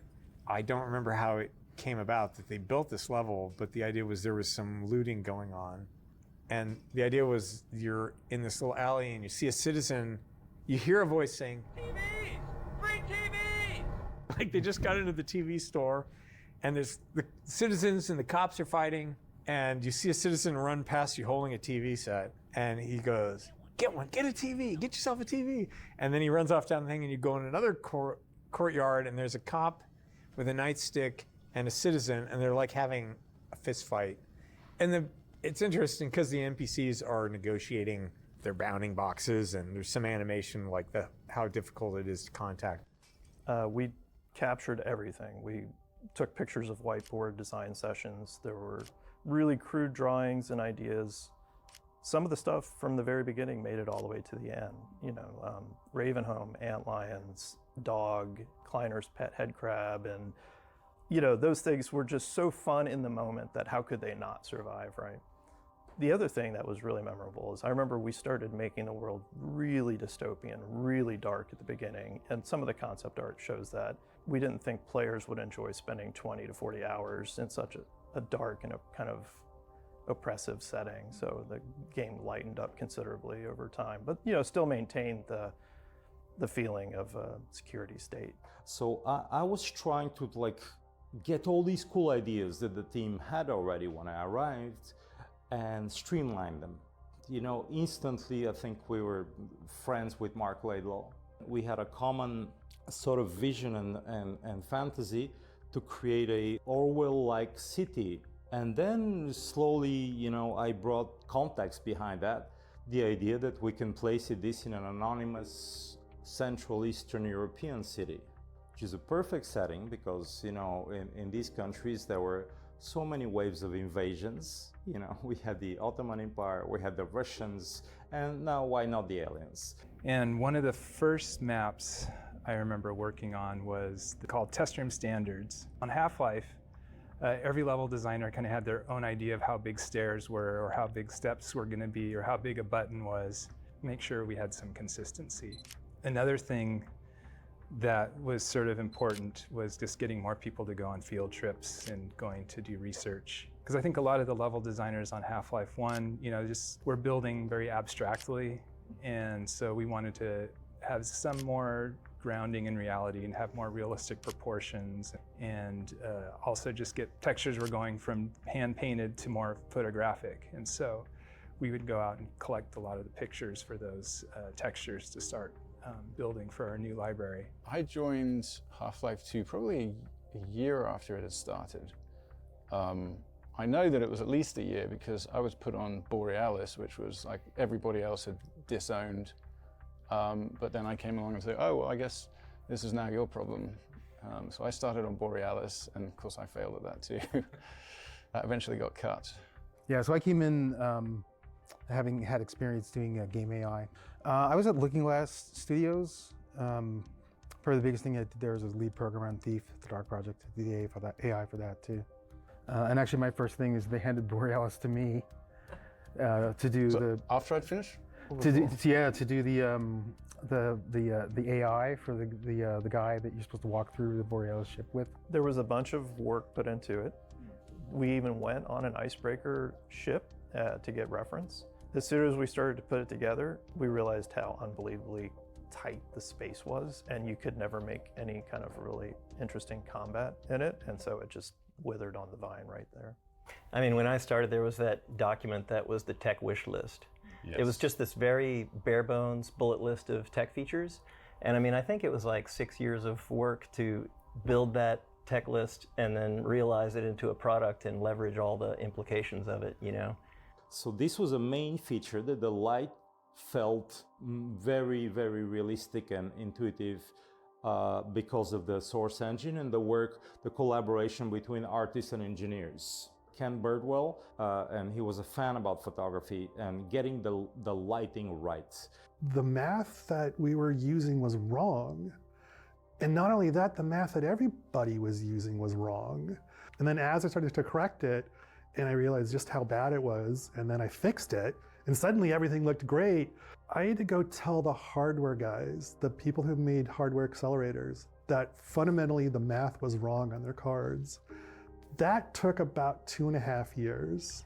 I could not convince the guys. Finally, we hired Gary McTaggart and Charlie Brown, and those guys had enough pull and enough. I have a fine arts major. Nobody's gonna listen to me.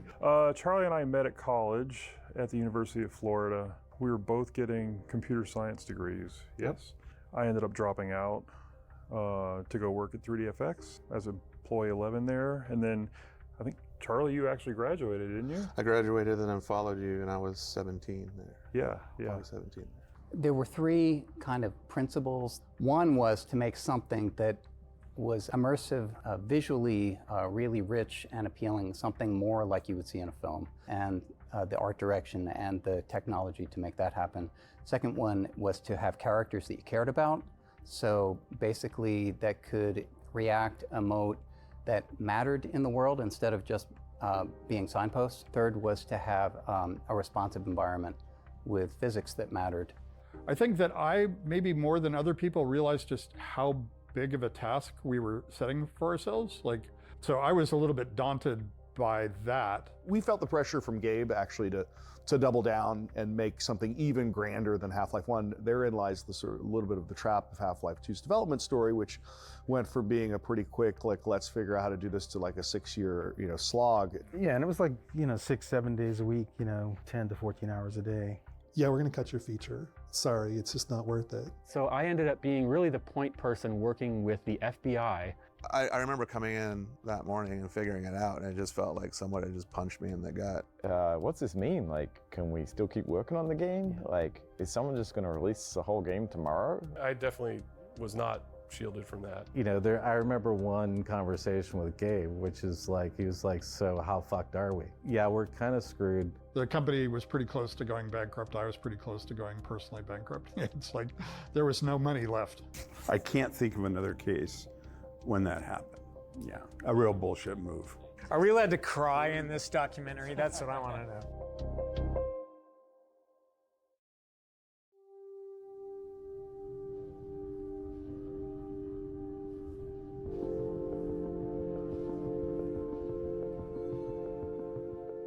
Remember, we shipped Half-Life 1, and the world loved it, and we're just super happy. Yeah, we did this thing, and And we had a big meeting, and Gabe looks at me and goes like, so all the animations are terrible. How are you going to make Half-Life 2 better? In Half-Life 1, we made what were at the time significant improvements, but still they were fairly robotic and mechanical. And so we had to go and do a huge amount of work on the animation system and on the facial animation system and coming up with authoring tools that allowed you to do it. Well, end of the line. A lot of this was level design, like figuring out how to build atmosphere.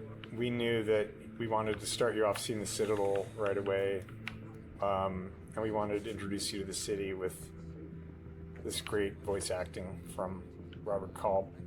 We wanted to finally do real characters. We knew that from Half-Life 1, the way that players would respond to having any character talk to them was like way beyond the reaction that we expected. Like when we figured this out in playtesting, like if Barney would follow you around and shoot things, suddenly you just love this guy, and you love the scientist, and you love these characters. So we knew we wanted to just bring that like way up to the next, like levels beyond what we could imagine.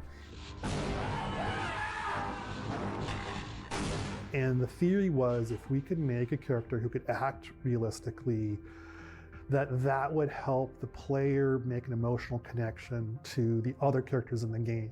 And at the time we decided we were going to do that, not only did none of the technology work, but I would go talk to industry professionals and they would tell me not to bother because you couldn't do it. Luckily found a research work done in the 70s by Dr. Paul Ekman. And he had just broken down how the face works and how humans make expressions. And he had this incredibly wonderful formal clinical description of what a face does and the sorts of things that normal people do with their face. I tried this experiment with putting a grid on Scott Lynch's face and shooting him from the front and the side so that we could get points from this grid in 3 space for the geometry, and we got shots of his texture, and we found a good way to model a reasonable head, of his geometry, and then project the texture onto it, and then abstract it or stylize it enough so that it didn't look totally photographic, but it looked like a kind of a real person. Occasionally, when somebody hears the history, it will, generate a light bulb. But no, I don't get accosted. No one's asking you for beers or anything? No, or buying me beers. We added Ken's eye tech to that, which was amazing because he really modeled and he went deep into the research of how eyes work. Eyeballs was about 9 months, just on eyeballs.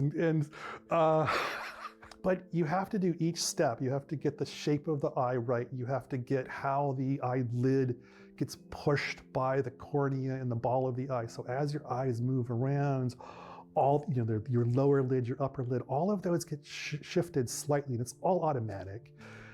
It was wonderful. The day I got it working, the characters went from looking like interesting dolls to, Alex just looked at me. Oh my God, this is working. They would ask for surprising things at times, like they wanted really fine control over looking at named objects in the 3D world, no matter what direction the actor is facing. So you had to figure out things about, maybe the upper body needs to turn and the head needs to turn and the eyes need to turn.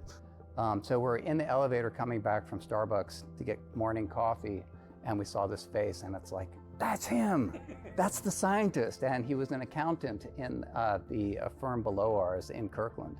Yeah, nothing kind of blows your mind when you've been working all day on this character in your game, and all of a sudden you get on the elevator and you're like, holy crap, it's him. I once ran into him at the airport. So we cast people that were real change vendors in front of supermarkets. We cast waiters in restaurants. When I was in junior high school, I took karate classes, and that was my old karate instructor. Randy Lundeen said, hey, there is a guy holding a sign for work at this exit on 520 every day who has this great face, and he took a picture of his face, and stopped and asked if he could. And so it's like, oh, this is great. I think this guy's Eli. We brought him in and, paid him a couple $100, which is what we were paying people back then. And so that's where he came from. Erdine Grcic was a Bosnian friend I knew from school. He was like We want the East European contingent and stuff too, so it was pretty interesting. We wanted anybody to feel a part of the world when they're playing it as a player, and so, we found people from pretty much every skin color, different ages, male and female, equal numbers of males and females. Sadly for them, they all had to share the same voice actor. Sadly for us, too. We dropped a crate of rockets coming across the plaza. We hoped for one more fighter to help storm that barricade. We never dreamed it would be you. Kleiner's Lab was the first prototype that we did of how characters could work together in a scene. Yeah, it was like a proof of concept. Yeah. We kind of had to make that work, and put everything we could into it at the time to test all the technology, and then know from there what can we do, what else can we do with this. Turning it into a performance that would be engaging rather than just audio, radio play kind of thing.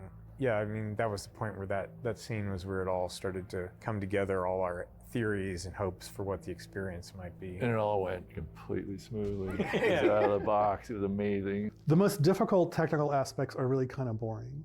They're the character is running through AI and now they need to jump in and do, hug another character. Now they need to pick up something from the desk, and that thing on the desk can move, and where the character is can move, and where the player is can move, and everything about this whole scene can move dynamically. And to get to that stage where it just looks right is this huge technical challenge and artistic challenge. But once it's done, it's just amazing.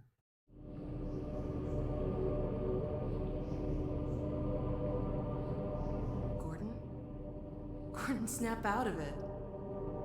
You're staring at me again. Warming up nicely. Are you sure you don't want me to swap out the polarizer? I remember when we got Fletcher on, and he would kind of teach us about how they did things at Disney, and they would bring in acting coaches for the animators. What does sarcasm look like? Certain expressions, and there's a timing to those expressions. And when you have a scene with multiple characters, it's not always the person talking that's doing the acting, right? Everybody's acting. Even though you may be looking at Kleiner because he's the one talking, every character in that scene around you, behind you, they're all doing stuff because not everybody's going to be looking at the same place. Yeah, I remember even just like when Alex teleports and then you see her show up on the screen, right? Oh, that was incredible. Heads over, gives him a quick kiss, and it tells you so much about the relationship without having to say, "Hi, Dad, I love you," and all this extra heavy-handed stuff. So. Jake was a random demo reel that was sent in. That was incredible. Jake was incredible. Jake was incredible. Yeah. Miss that guy. One of a kind. Yeah, miss that guy. Amazing technical animator. Yeah, I mean, Jake was one of those guys that, whatever needed to be done, he would figure it out and just make it happen, It'll just get done correctly. I think also the context of when all this was taking place, like the problems that he was helping solve were just things that weren't being done. Even something as simple as passing someone an object between two characters sounds super simple, but actually really complex, especially back then. Yeah. And so he really helped push, like, how do we even do this in collaboration with the programmers. Zabi wanted to do a goo thing, so I worked on the shader for that. I did the stuff for rendering that and all the little monitors everywhere that showed other scenes. I did the refraction shaders and the supporting code for that. The shaders didn't really have conditionals or loops or anything like that, so we would unroll it all and compile a bazillion shaders. It got to the point where it was so many shaders and it took so long to compile that I think Mike DeSalt implemented distributed building system. Everyone's machine in the company was running something that could sit there and compile shaders all the time or do lighting for the levels or whatever. It's all like any opportunity to kind of add to the visual storytelling, I think was... Yeah, and I think we hid the first G-Man sighting there. He was one, that's right, he was one of the monitor. Yeah. It would flip to him, yeah.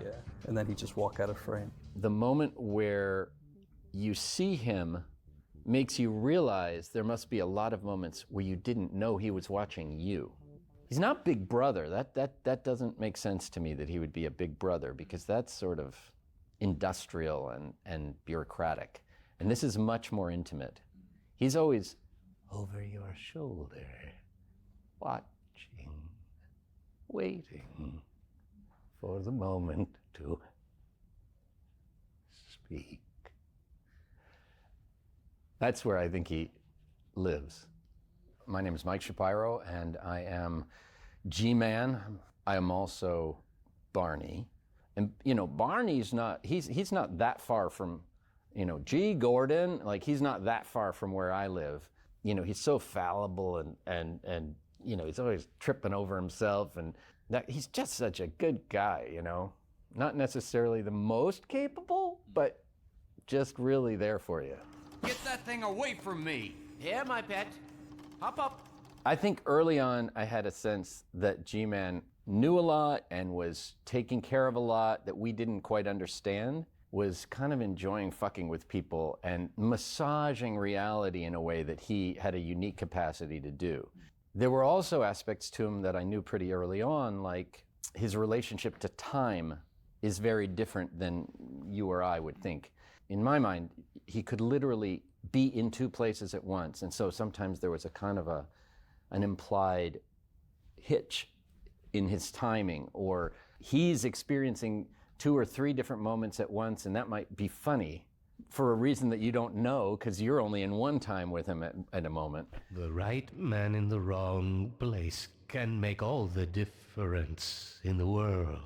I think as we realized how well she worked, coming out of stuff like the Kleiner's Lab experience, we started looking for more and more ways to include her in stuff. And of course, she really came to life when we found Merle Dandridge. Yeah. We could feel her already as a partner in creating this character, I think, coming out of that. She's just got a creative relationship with this character, and she's going to bring a lot to it. I feel like she was really able to bring a warmth and humor into her deliveries, too, that other people, it was more like Soldier in a Game a little bit. I mean, she did this great job of bringing like a character warmth into it. And now we're sitting ducks unless we can get this thing running. Come on, Dr. Kleiner, is it gonna work or not? No, there's nothing to be nervous about. Let's see. The massless field flux should self-limit, and I've clamped the... My name is Harry Robbins. I'm known as Hal Robbins. I have a stage name of Dr. Hal. My only doctorate is in theology from the Church of the Subgenius, which I'm involved in. Well, I think perhaps Mark was familiar with the things I do on the radio, and he thought my voice would be good for it. I have a monthly Ask Dr. Hal show on Twitch and Zoom, and I'm also on a couple of radio shows. Well, I'm a graphic artist. I've worked for DC Comics for their Paradox Press line. Well, I have some patrons who I do painting for. I've painted many things for them. I played Dr. Isaac Kleiner after I did the voice of a number of different scientists. I try to pronounce all the words. I make sure to aspirate consonants. For example, I don't say didn't the way most people do, even newscasters today. I always make sure to say didn't. Perhaps it sounds archaic that way. Mark wrote archaic expressions into my dialogue, and I would say things like, oh, fie, and so forth. No, not up there! No! Careful, Lamar. Those are quite fragile! Oh, fie. It'll be another week before I can coax her out of there. Yeah, longer if we're lucky. Barney, you're not an animal person. It was always pleasant. I was always well treated. They were always patient. Even if I mispronounced something which was obvious, they would correct me and I would pay attention. And I always try to be as close as possible to a one-take wonder so they don't have to do it again. But that enabled them to do it many times. And so they had a lot of things which arose from that. And some of these are the things I'm asked to say by fans, which are inexplicable to people who don't know the game. Like, you want this guy to say, have you seen my coffee cup? And why do we all have to wear these ridiculous ties?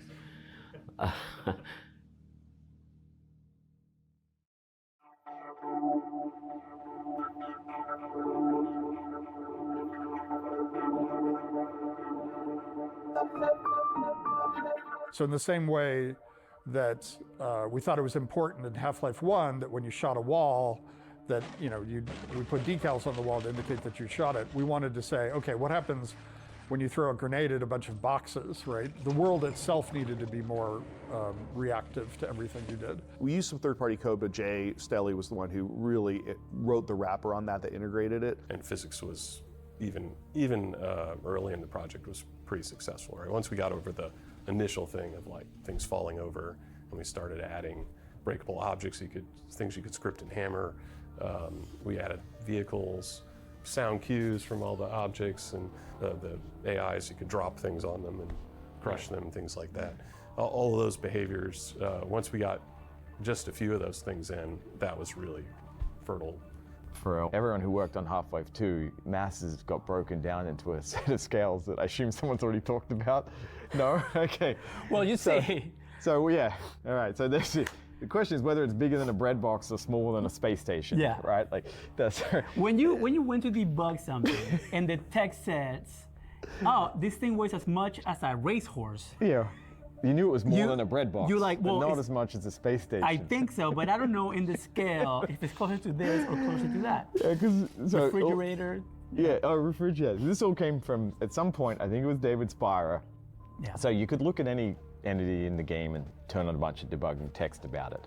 And one of the most important things to get right in every object in the game that was physically simulated was its mass, because that dictated an enormous amount of things, like the amount of force it would apply to something else when it hit them, and amount of force, its response when it's hit by something else, all that stuff. Had to get it right.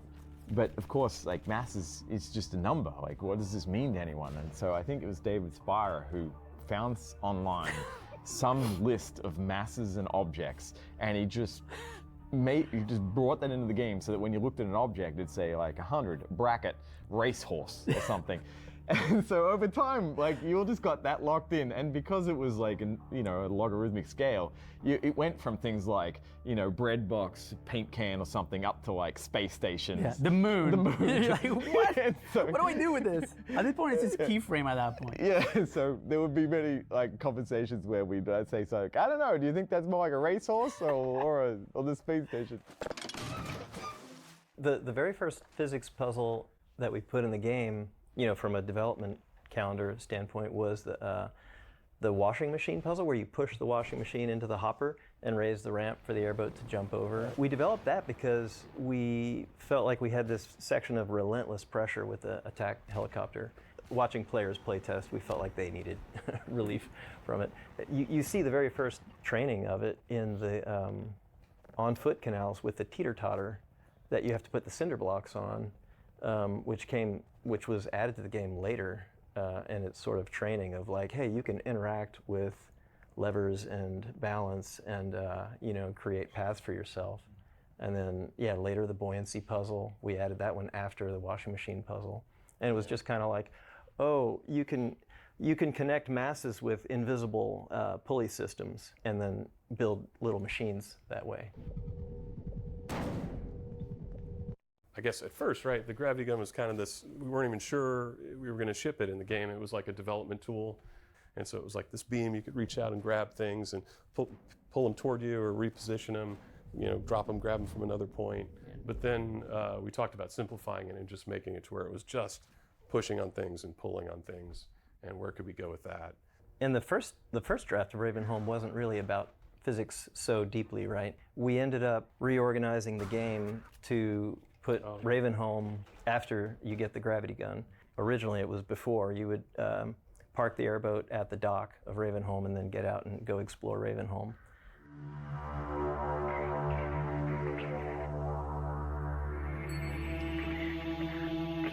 We wanted like a horror area, since in a lot of ways Half-Life was a horror game and the horror was kind of leaching out of Half-Life 2. So we at least wanted one environment that was just scary. And then we had a design meeting where Doug Woods said, preacher with a shotgun. And I was like, oh, yes. The important thing to know is like, we didn't sit down and design Ravenholm as like the tutorial for all those things. It kind of kept getting things over time. And then after we got more physics working, we had this idea that there would be traps for the zombies in there that were physics, and there were a bunch of them, and they didn't all make it into the final game. And then some of them did work though, and we had to build a system for cutting the zombies in half once we added the propeller traps, and we had to make them the right height so you could crawl under them or the zombies could crawl under them. And then someone had the idea, well, what if the top half can keep going and it can get you under there? We tried that and that was great. Someone had the idea of saw blade, and Ravenholm already existed, and we ended up based on this behavior happening in another level, built the saw blade and went and put it back in Ravenholm. Ravenholm was probably some of the most fun I had working on Half-Life 2. The whole idea behind Ravenholm, and that we were going to starve you of ammo, sort of force them in a position where they have to rely on physics and the context of the objects around them. It's like, oh, wouldn't it be awesome if the zombie it's going to take him 30 more seconds to get to me, but he's got a barrel right there. What if he could swat that at me? So that was definitely something that was just we have physics now. This would be a cool thing to do with it, and it'd be a thing that would make sense and a thing that would be scary and fun. One of the things that John was extremely strong at was little touches, I think we called them puzzlets. We did call them puzzlets. They weren't puzzles, they were puzzlets. Yeah, it's this little thing that takes you between 5 and 60 seconds to resolve, and at the end you either get something or you feel a certain way, and it was really a big part of making sure that minute-to-minute gameplay, as we called it, was interesting. Yeah, he was good at that. We actually did this as an exercise of okay, take all the elements in the game and have a grid of rows and columns of all those elements, and make sure that there's a meaningful thing at each intersection of those cells, so that everything has a meaningful interaction with everything else. And where we saw empty cells, we would actually design a thing. Yeah, is there something we could do there? Yeah, barnacles plus grenades or whatever. Okay, we need to make sure that they'll eat the grenade and then blow up.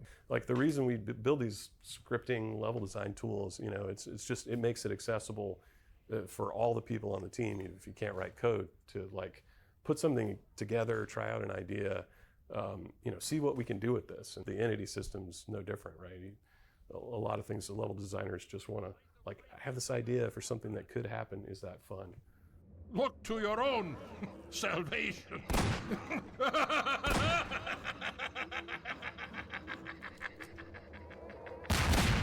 Yeah, I was on TF2 at that time, and I don't remember exactly. I think it was during 2000 maybe? Someone else has probably told you this and got the dates actually right.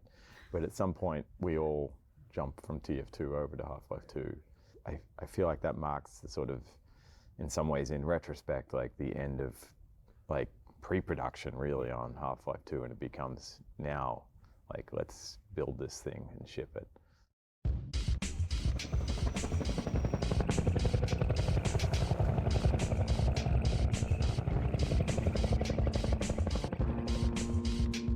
Actually, the first thing I got told to work on was a jet ski. And I spent 3 weeks trying to figure out a jet ski in first person. I was like, okay, none of this is working. I don't see how do you do this without making people sick? So I remember one weekend out of frustration, I just made the airboat. I don't know, maybe it's the Florida bit in me. So Charlie Brown had worked on the airboat, and then we picked it up, a different group. We started working on the canals, and we had this idea of it was going to be kind of a lot of tricks under pressure, where you're doing skateboarding type moves. I think it was Kelly Bailey who basically said, I'm playing the canals and I'm trying to do these tricks and I'm failing, and then I'm getting shot. And he's like, I want to be like Smokey and the Bandit. I just want to be smashing my way out. We did this whole other pass of the canals where we dialed down the consequences for failing the tricks, and we dialed up the feeling of, power. Some players absolutely refused to really stay in their airboats. They wanted to get out and look under every rock, behind every tree. For those players, we had to craft enough density through the lengths of the canals to keep them entertained and happy. And then there were people who just wanted to smash through everything and treat it like a racing sim. And so the game had to be fun and interesting for them, and sometimes that would clash. If you stop here, we're going to give you a reward, basically, either a narrative reward or an actual in-game reward. the lambda caches, the lambda signs, we used them a lot more in the canals. And part of that is literally because we did it afterwards. Like, I mean, I'd worked on coast maps and we didn't have that yet. You know, the canals are restrictive because we want you to drive this airboat through them. And we've got all these fun things to do. Like, you could jump over things, you could smash through things.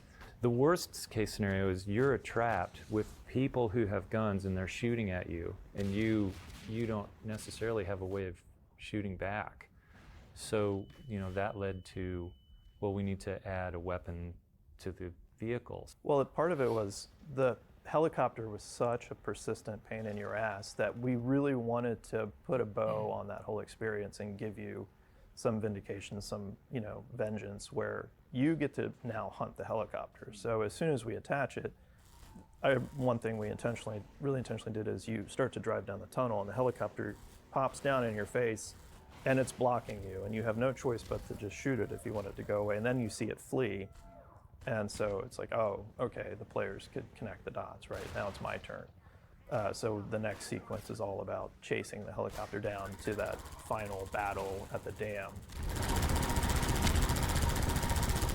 I remember we worked pretty intentionally to make it the ultimate showdown between you and the helicopter, and some of it was by accident. I remember Brian Jacobson, who did a lot of the code for that. At one point, it accidentally did this thing where it just spit out a ton of bombs, and we're like, that is awesome. Keep that. Make that part of the fight. You know, we tried to make it as action intensive as we could within reason, right? That battle was actually, in a way, we designed it to be a final exam. We unraveled those elements into the levels beforehand, right? You learned how to dodge bombs, you learned how to shoot at it, and you learned how to shoot while driving. And then we throw those things together at you with a little bit of a twist. Canals was sort of like a crucible because a lot of good things came out of it because it was such a difficult design problem. The easy thing to do is to make a punishing design where you just say, you can't go here and we're going to shoot you and force you to fail and fail and fail until you get to see the next part of the game. It's much harder to create something where the player feels there's an evolution, they have some power and some agency, so their skill is being rewarded and they can be creative in that restrictive environment.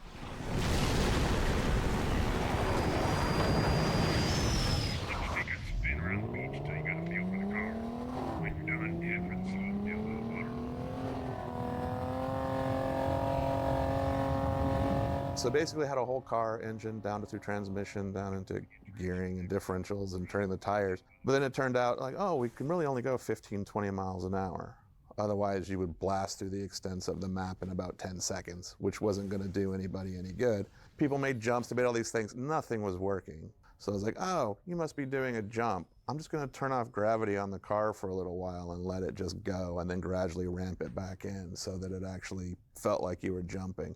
It was interesting how, like, the dynamics of the buggy was so much about, like, the perceived experience versus how it actually, like, performed. It just sounds like it's going faster than it is.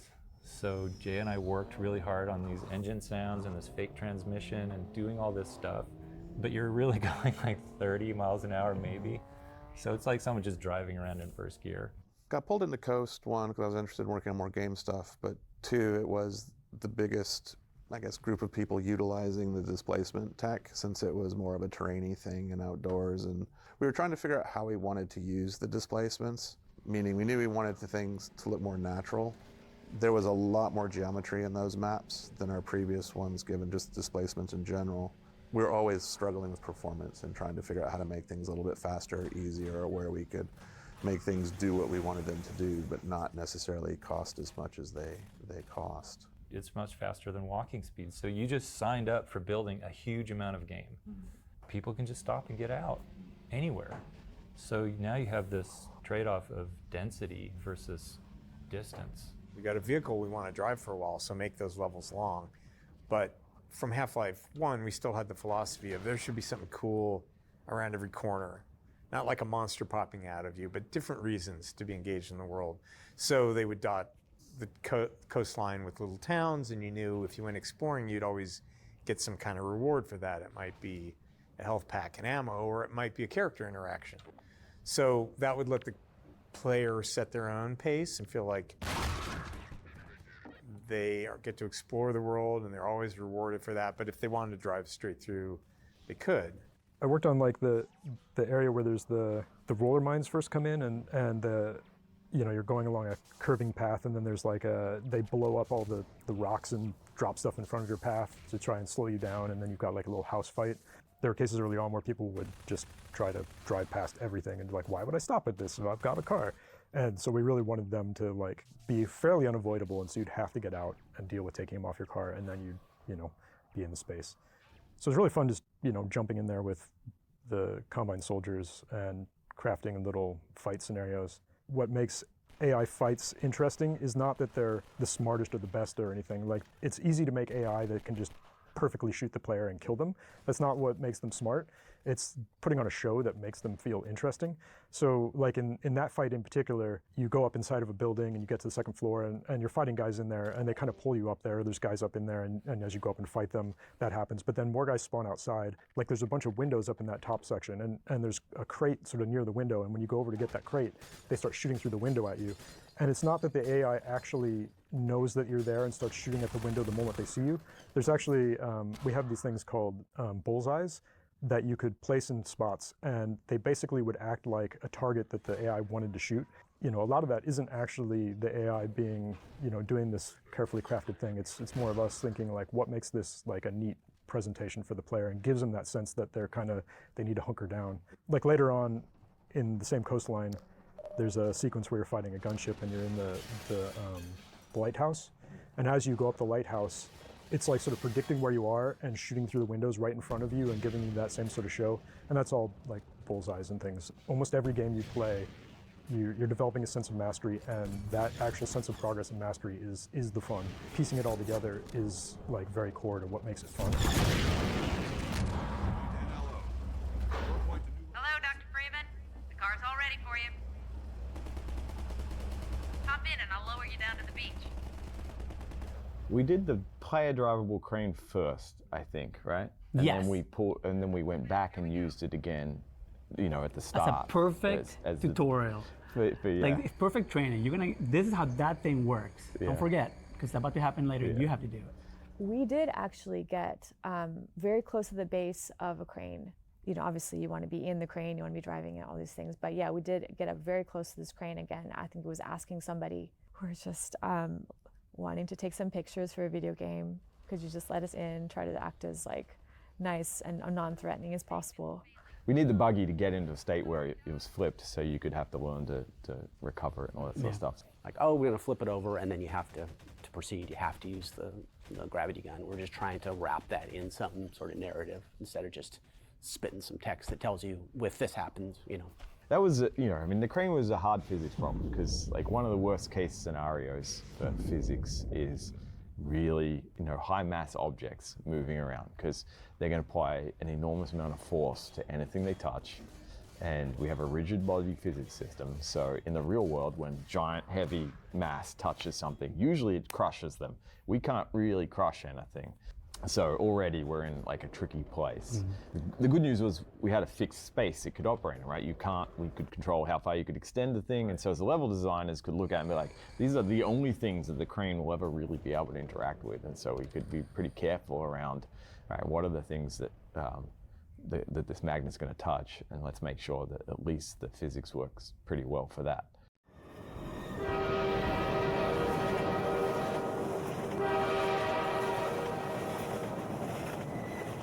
So I worked on the bridge as one of the really early things I worked on there, which was great. Sawyer had already built the bridge. It's actually based on Deception Pass. So Deception Pass is nearby here in Washington. Coincidentally, I actually proposed to my wife there. But anyway, it's this really nice bridge that, like, if you go there, you'll be like, oh yeah, this is the Half-Life 2 bridge.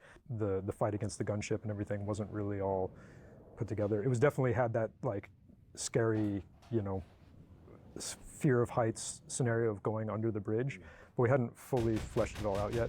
One of the first things I did was like, what if this was a train bridge and you had to do this, play chicken against the train. And getting the timing quite right took a little bit of work, but hearing the like train horn come in and the moment of realization that players would have of like, probably some people die, a lot of people probably die the first time there, but you have this like, do I go faster or do I turn around? Like, what do I do? I don't know, it was a fun moment to create. All credit to Sawyer on coming up with the going underneath the bridge scenario. People to this day still are like, that freaked them the hell out. Like a lot of people it's sort of seared in their memory, which is just, it's what we want to do when we're creating levels. Trying to like capture the sense of height and playing with the ambient sounds to get the, just to capture the sense of being precarious and high above the ground was just a fun little design challenge. David came up with that, and we play tested it, and the first time we play tested, I think the person who was play testing, their knuckles were white, and it was really tense. And of course, then someone had the brilliant idea of like, oh, they finally made it, they felt great, now we're gonna make them go back. And the gunship, yeah, that came in, yeah. So that was always fun.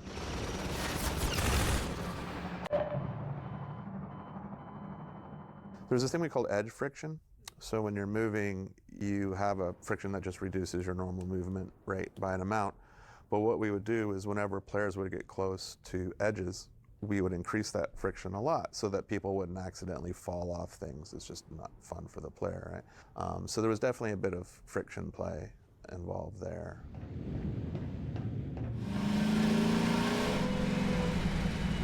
Gordon Freeman! Hurry, get in the basement. We're expecting gunships at any moment. He became iconic for reasons I don't totally understand except the performance. We were calling that town New Little Odessa or Little Old New Odessa.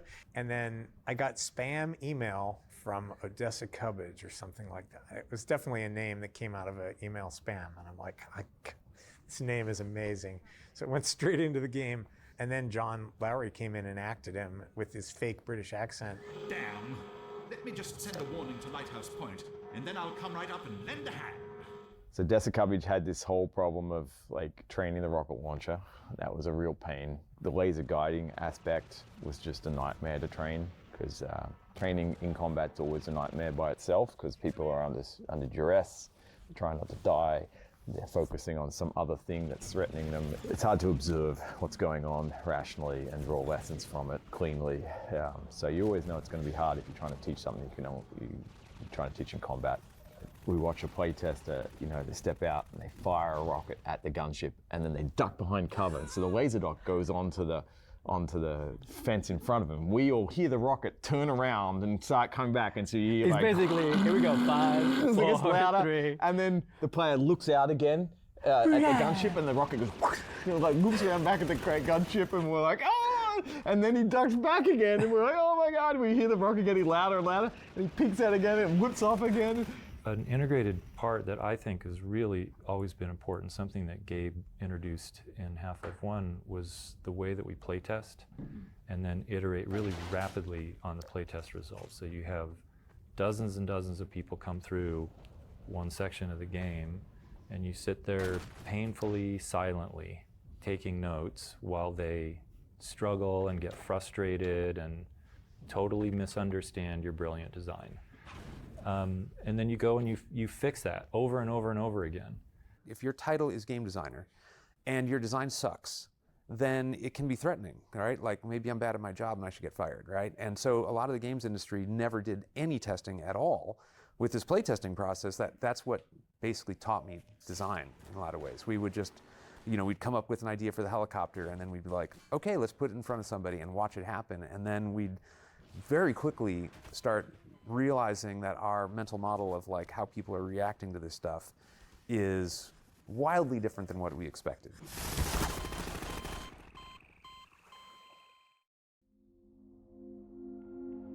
I joined the team in January 2000. I had met Gabe when he was starting Valve, and I was at Sierra Online. But pretty much the first thing was, Gabe was like, so when you were at Sierra, we did this deal with you for Half-Life and Half-Life 2. You need to go fix that, because we don't like the deal that we did. The intellectual property for Half-Life was owned by Vivendi. The Team Fortress IP was owned by Vivendi. So it was get back our IP, get a better royalty rate, and then have the ability to experiment with online distribution. We knew we were going to grow the team, and then part of the deal was also that we were going to take on all of the funding responsibility for Half-Life 2, TF2, all those things. There was cash flow from Half-Life. We were figuring out how to do things here and there like expansion packs. A large part of it was Gabe tapping into his assets. He had done fairly well at Microsoft, not crazy well, but things started to get a little thin.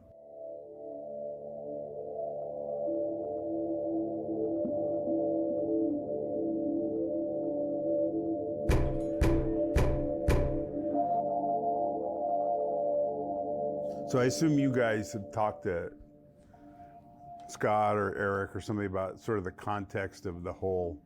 Yes, we talked to Scott, Eric, and Gabe about it. Sierra, by that point, had become acquired by Vivendi, had worldwide distribution rights, but only for retail packaged product. Vivendi was licensing Counter-Strike to cyber cafes. We went to Vivendi and said, hey, this is not a big deal. Just agree that this is outside of your license. And, we've spent a little bit on attorney's fees, just cover, some tens of thousands, just cover us for that. And we'll move on and just keep going. And they wouldn't do it. I think some people at Vivendi did not like the new deal that they ended up signing. And I think there were some hurt feelings in some quarters about that deal. When we said, hey, the cyber cafe thing, you really can't do that. Coming on top of, a year negotiations and torturous negotiations, I think that just struck an angry chord. We ended up filing the lawsuit, but really just on this narrow thing of like, hey, court, will you go just read this language and say, are they outside the license or not? And Vivendi decided to go World War III. We filed our case in Seattle, federal court in Seattle, and they hired a law firm to defend it, of course. There was some initial skirmishing about discovery. There were some disputes and motions that had to be decided by the judge, and those went all Valve's way. And then suddenly, the law firm disappeared. They hired a big scary law firm from San Francisco. They thought, okay, Valve's had some success in this case, and so we need to change their mindset from we think we're going to be successful to we're going to be destroyed. The next thing we knew, here comes this big stack of counterclaims, everything from canceling the 2001 agreement to obtaining ownership of all the Half-Life IP, to keeping us from doing Steam, to you name it, where they included Scott and Julie Lynch and Gabe and Lisa Newell, his wife at that time, personally, as defendants. And so it was kind of like, well, we're going to put Valve out of business, and then we're going to bankrupt the two of you. I think that was a lot of what they felt like was their path towards winning this fight. They decided that it would have more effect and be scarier if process servers showed up at everybody's house in the night and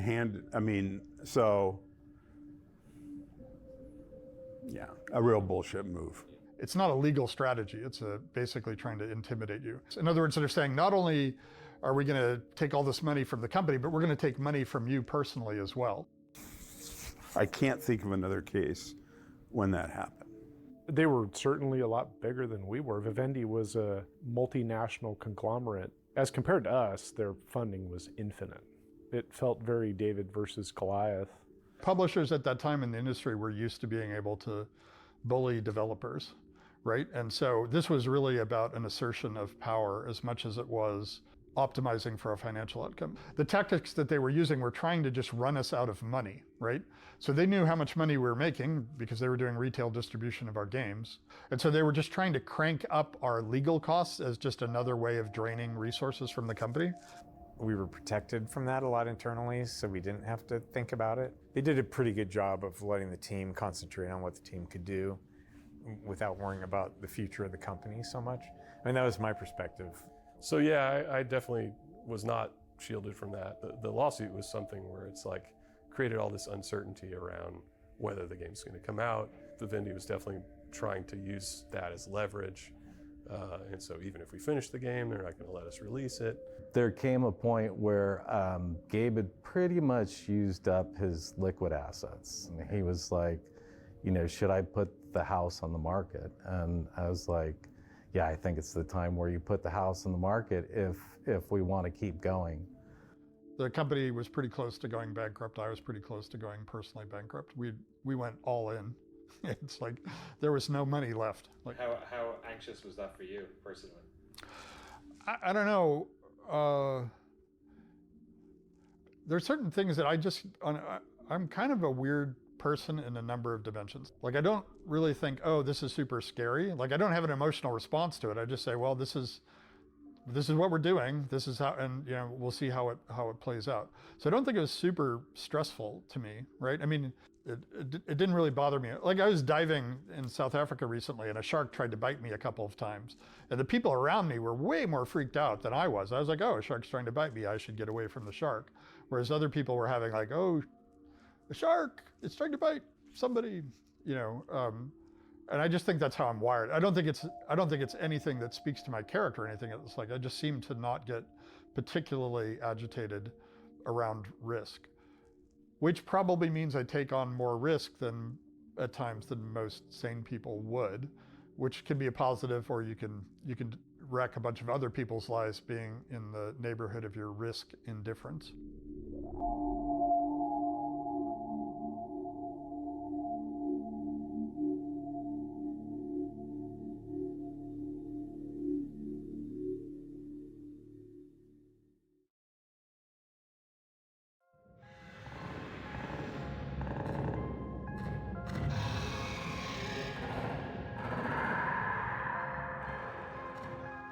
They're this rigidly structured, you know, organization. Of course, they're going to have this really terse language for everything they do. You know, there's sort of an announcer voice in that follows you around and kind of comments status, essentially, like how alert the world is to you.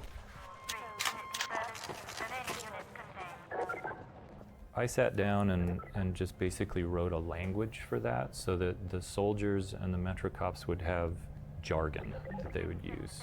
Then I just used that to kind of encode. So that's where like anti-citizen one and things like that came from. Rather than saying the guy with the orange suit is causing trouble, you know, it would be, you know, anti-citizen one breach, scalpel something, sector something. So I basically just had this little dictionary. Then I overdid it on the vocal processing because they're all wearing these, you know, these masks, and I wanted it to sound like they're in a mask.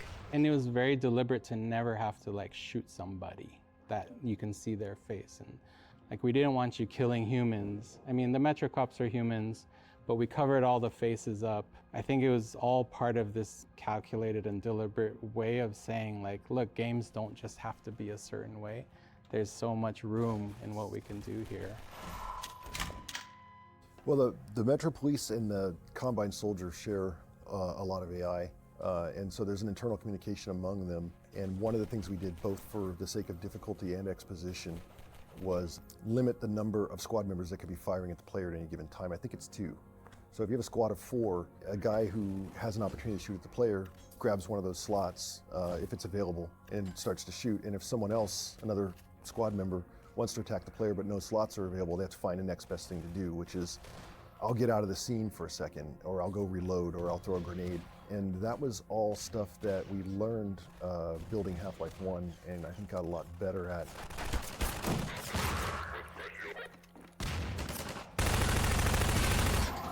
Half-Life 2 used a node graph system. You know, hand-placed nodes by developers in the levels would describe a really super low fidelity version of the environment for the AI to use. It enabled the level designers to sort of inject and puppeteer a little bit the AIs in ways that were just easier for them to sort of be in control, as opposed to having to grab an animator or a programmer to be able to get really cool things into the game.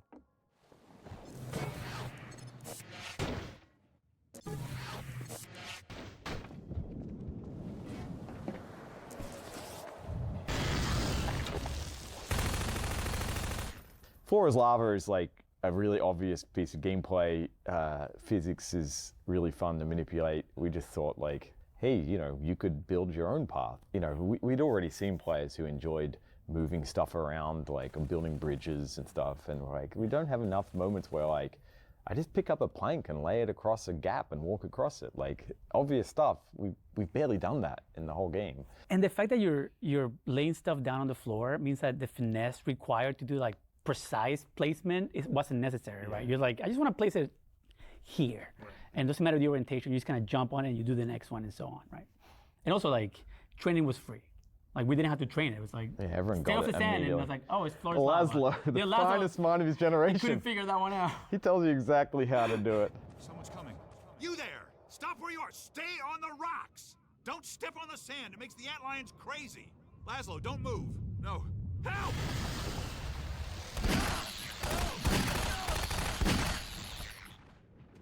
Dear God. Poor Laszlo. The finest mind of his generation. To come to such an end. We were heading for the Vortigaunt camp, hoping to pick up some bug baits so these damn things would leave us alone.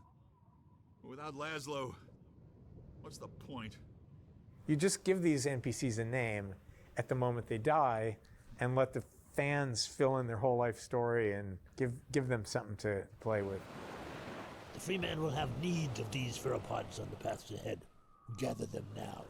Nova Prospect and the antlions with the pheromone balls were really fun because it lets you experience them in a different way, and it was another classic example of getting the most value out of technology investments that people could. I remember the beach thing. The design intention was definitely to make it feel like a sort of D-Day beach landing. You didn't come from the water, but you're storming up towards these old gun emplacements, if I remember right, with Combine in them, and you're like invading the bunkers, and you're bringing your horde with you. You're overwhelming these in-place defenses. It was surprising how much chaos you could get away with. Like I remember we did a lot of tuning to make sure the antlions spawned.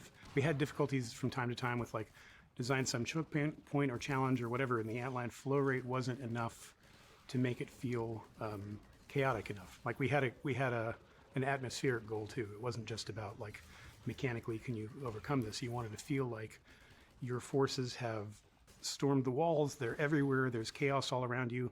And so a lot of the tuning was about achieving that feeling, not just about mechanically getting past the enemies that we'd set.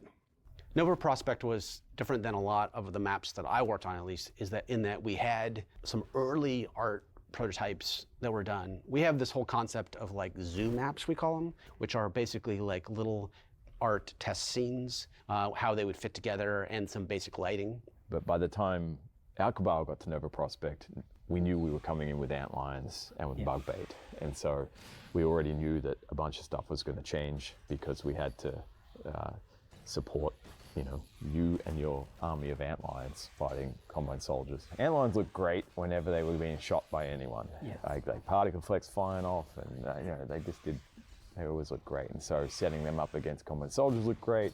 Setting them up against turrets looked great. Those were super fun scenarios to work on though, because having these antlines that you could just use in any way you wanted was really fun. Like, and coming from the coast, like just the contrast of like shrinking everything down and then just piling it full of stuff was a lot of fun.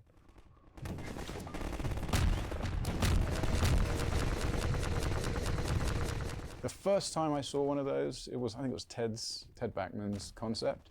I just thought, I can't believe that I get to use a creature this cool in level design. Like these guys are really, really, really fun to use.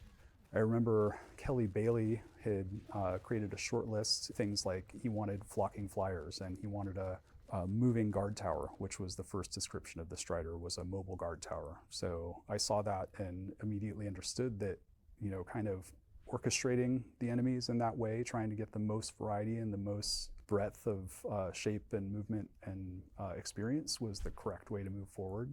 The design for that first Strider map was something I came up with and I was really passionate about. It was all about like running across and just getting like one shot in your tush, right? Just as you made it through. Even just hearing the sound, the thump, thump, thump of them walking, like, you know, okay, there's like a boss nearby. You just see the legs walking by, but you can't see the body. Like, there are so many things you can do with these guys. Honestly, there were still people on the team, I think, that were still thinking that we were going to bomb. That people are just going to not be impressed. When did you know it was going to be good? E3. Yep. E3. Yeah, I'd say the same thing.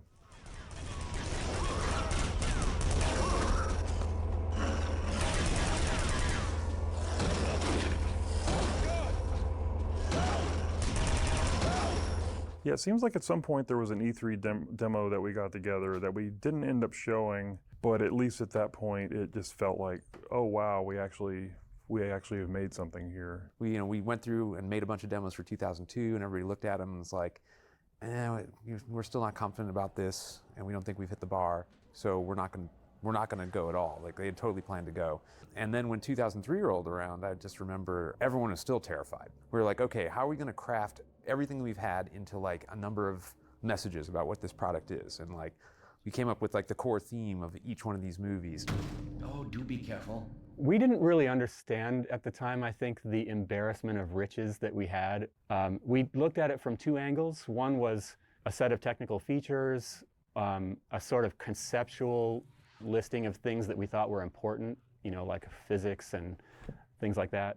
And then the other side was content-based.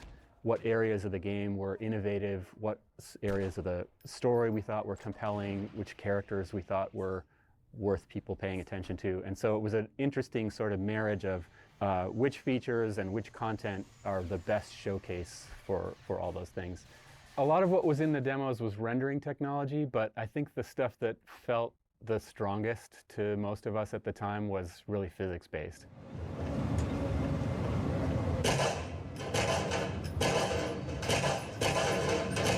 So something looks like wood, then it sounds like wood, scrapes like wood, floats like it, and if you shoot it, it'll fragment like wood. To people at that time, it was pretty mind-blowing just to watch the thing, be able to pick things up, knock other things over, use things in a way that felt true to a three-dimensional reality. Maybe it's on those videos, I don't remember, but people were gasping and hitting the people next to them because they couldn't really believe what they were seeing on the screen. There's no limitation on the complexity of those interactions. So it's this level of believable and consistent interactivity that opens the door to a wide variety of new gameplay mechanics. This will run on my 486. That person who was talking about a 486, obviously it's just about, you must have a supercomputer behind, how are you even doing this? What is going on?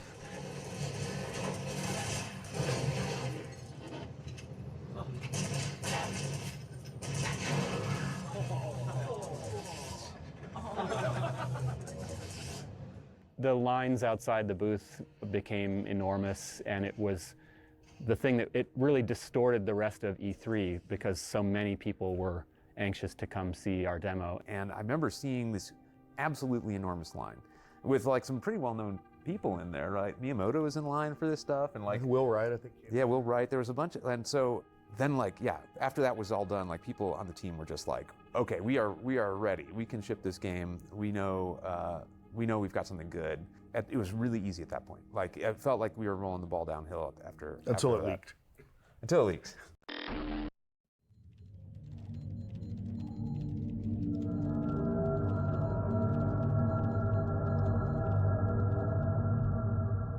When something like this happens, there's not a big sign saying you've been hacked and somebody has access.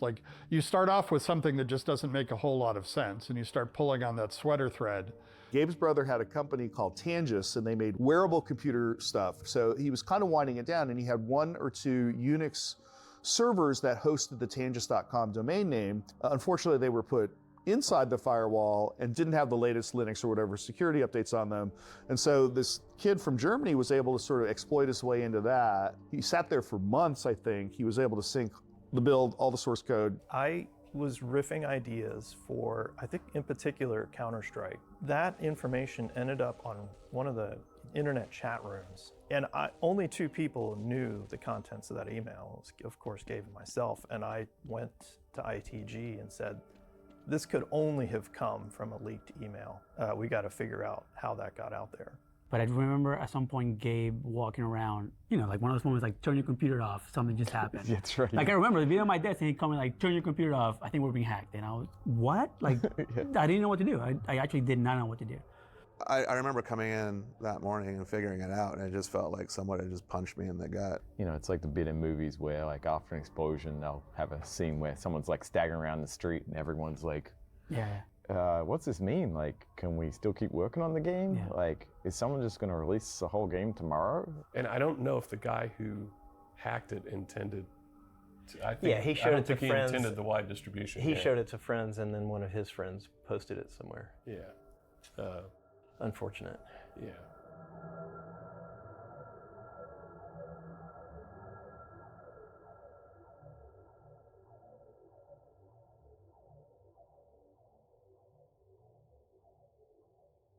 And one of the things I think that's pretty interesting is how much the leak of the game, the hack of our network and the leak of the game, how much that kind of shattered that confidence. It was like, having a movie that you're working on be spoiled for the world. That's how it felt. Because we knew it would be hard for people to know that that existed and not go look at it all. It looked all broken to us, and it just felt really demoralizing. Oh man, I was seriously affected by that. I was pretty angry. So I don't know. It kind of affected me for a while. Having it called the beta when it was not even close to being a beta. Work in progress. Wasn't really ready to be seen yet. Normally the office is pretty vibrant and loud, and people are riding scooters in the hallway and doing all sorts of stuff. Gabe's tube and throat singing, and it got very still and very quiet. I remember that. That was very eerie. That was the game that was going to make or break the company. We didn't know if we were going to have to go find jobs. Not only did it show everybody that we were not anywhere near where we said we would be, but all the work that we had in progress, all the plans that we were making were just laid out bare. And so a lot of us just thought, oh, we're toast. We've worked so hard, or we can go bankrupt. And then all that while Scott Lynch and Gabe were being sued by Sierra, their wives being delivered subpoenas. And so it was this super dark time. So there were two interesting threads going on. One was, traditional law enforcement and intelligence agencies, and they were doing their thing and issuing subpoenas and seizing devices. And then we asked our community to help us out. And I think Axel Gembe started to realize that he was being tracked down by the community, right? Everything was being, essentially, it was an open source investigation. So you could see that they were getting closer, and that's when he reached out to me. Of course, I was insanely furious with him, but we ended up running this sort of scheme with him where I was like, oh, wow, you must be really good at security issues. We should have you come out and interview. And the FBI was going to arrest him when he got off the plane. And then apparently the German police sweep in right as he's about to leave, because it turns out he's also guilty of a bunch of bank fraud and bank hacking and all that He had kind of hacked into a stuff. bunch of huge companies over there as well, and so they were already well aware of him. How much it harmed us financially, or like how much the success of the game was harmed by that, very debatable. So it was hard for us to go through internally, but in the end, I wouldn't have wanted to have it be a whole like law enforcement debacle after that. It just, wouldn't have really helped anyone. And I'm not saying we should ever be lax about security, but like if we could survive that, like maybe, we'll survive anything, because at the end of the day, the special sauce was everything that happened between the moment of that leak and when we actually shipped. And if you look at that version of the game, it's just so not what the final game ended up being. And so even if our competition had all the source code and that executable, they're still not able to produce Half-Life 2 from it, because the company kept moving forward, and the company was the interesting special sauce.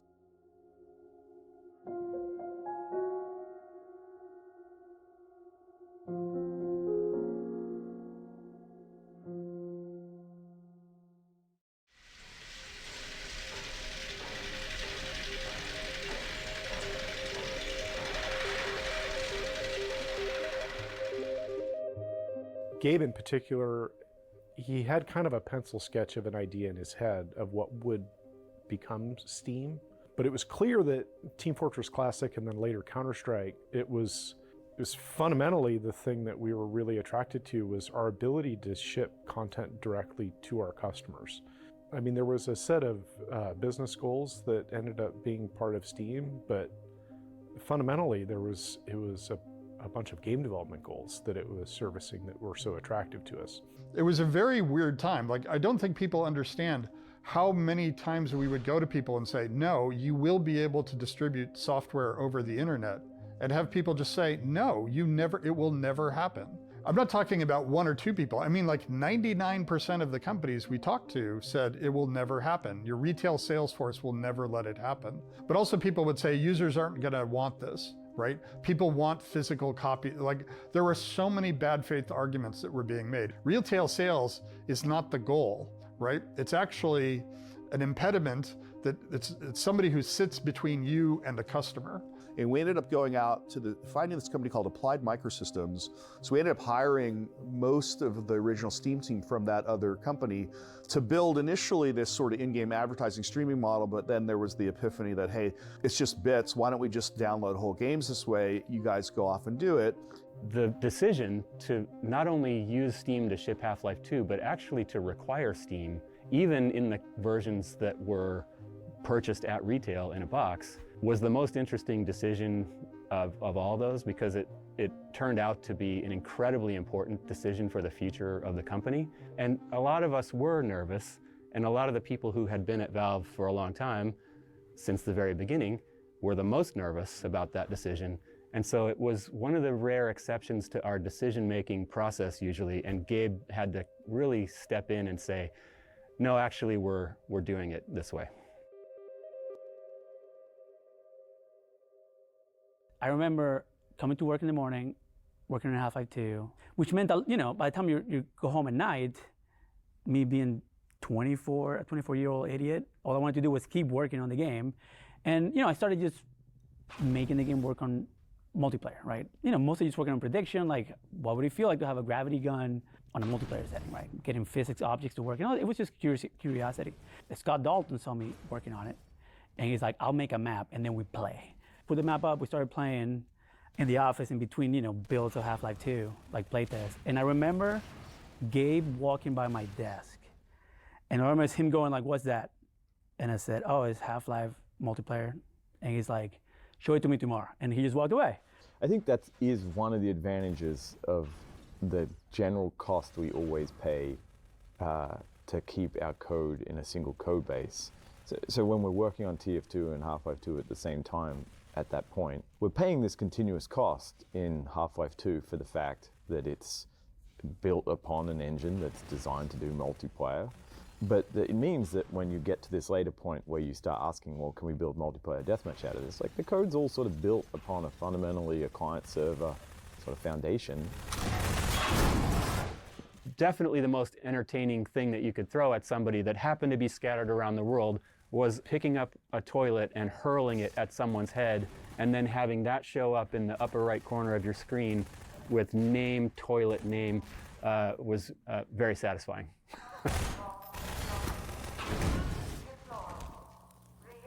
I was also selfishly trying to get the game ported to multiplayer so then we can release the tools, the SDK, ready to go. Like, it meant like mod makers could just immediately start making multiplayer game mods, rather than waiting for us to do it or someone else to pick it up. We were so heads down working on what we were working on, and we didn't really get a chance to play the train station. I remember that was one of the lessons that came away from Half-Life 1 is like, we need to be building these games backwards in a sense. The first thing we're gonna put in front of people is the thing we built when we're as good as we can be at it. We know our tools and things like that. And a lot of the anxiety over, are we building a good game, was behind us. And I felt really confident, yeah, we're building a really good game.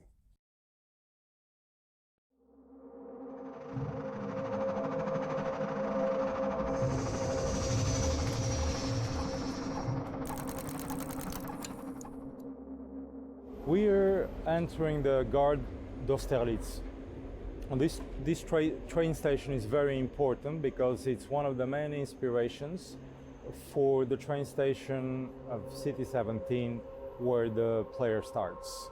The reason why I'm using a Parisian station produced by Eiffel, who did the Eiffel Tower, is that there's an identical station in Budapest. Train station's the last bit we worked on, right? Yeah. And we always want to build the start of the game late, as late as we can, because we understand our game at that point.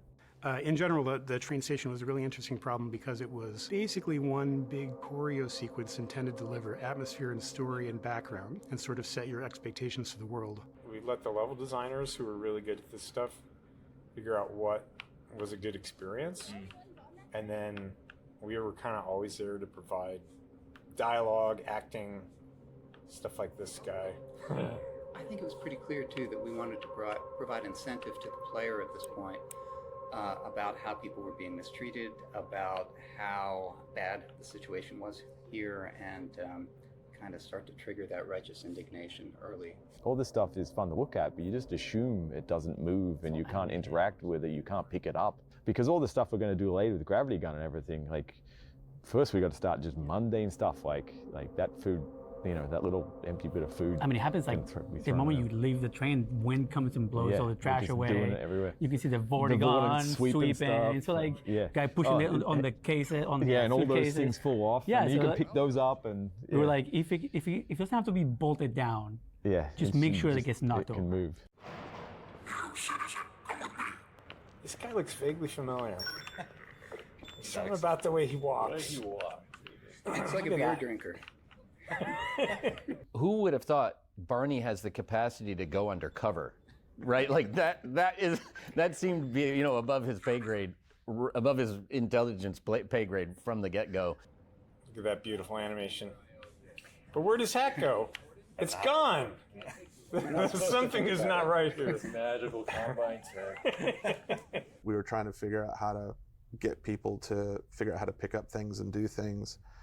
And we were all just sitting around, because we've been having this problem for weeks, racking our brains, and I think Robin had a Coke can on his desk. And at some point I got frustrated and I smacked it off his desk. I'm like, well, you pick that up then. And then everyone kind of sat around. I was like, I just found it just an immensely satisfying piece of like a storytelling and world setting. You know, we got to use our physics tools and the choreo tools, and all of those things blended together into this very simple, clean moment. Like the can cup is perfect also because while it's teaching you how to manipulate objects, it's also telling you something about the combine themselves and the Metro Cops. And your relationship. Right? Yeah, so like it was a twofer, right? We got those two at the same time. Physics is going to be a big part of our game. By the time you left train station as a player, like you understood that and you come to appreciate it. Because we couldn't wait until you got to Ravenholm before you found out how awesome physics is. If you'd had any kind of weapon, I think they would have had to kill you. And we found the longer we sort of held that away from ourselves, the more we were forced to come up with stuff that was still entertaining that you could do. Like the raid is a whole, you know, in the tenements, is a whole thing that could work because the player could only run. We don't very often force the player into a very specific set of actions. That's one of the few times that we had to learn to really corral the player, and I think it ended up being pretty successful. Like, I think the consequences for sort of not following on the clear path were quick and efficient.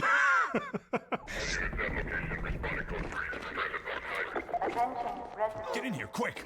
Keep moving, head for the roof! So when you build a world, I start with the infrastructure. What's really interesting for me is what is not visible to the tourist, which is the courtyard, the backyard, the shafts and the smokestacks and the wires. And every city has this whole existence, and you know, people are usually blind to it, and we tend to look at storefronts, right? Yeah, I mean, a lot of it came down to art direction. I mean, Victor was very, very familiar with all that, the look and feel. You know, there was certain patterns and certain, iconic shapes that anybody who lived there could pick up on. You know, they're like, oh yeah, my grandmother had that dress, or whatever. And my parents are from Argentina, and so they have that kind of sensibility, but a lot of it came down to the reference gathering, which was from Bulgaria, from Paris. We have these buildings that again have back courtyards. They have big staircases. They have attic spaces, cellar spaces, and the apartments have big windows and thick walls. So this was providing already a lot of context for people who can hide in these apartments. Help me! Stop! We didn't do anything!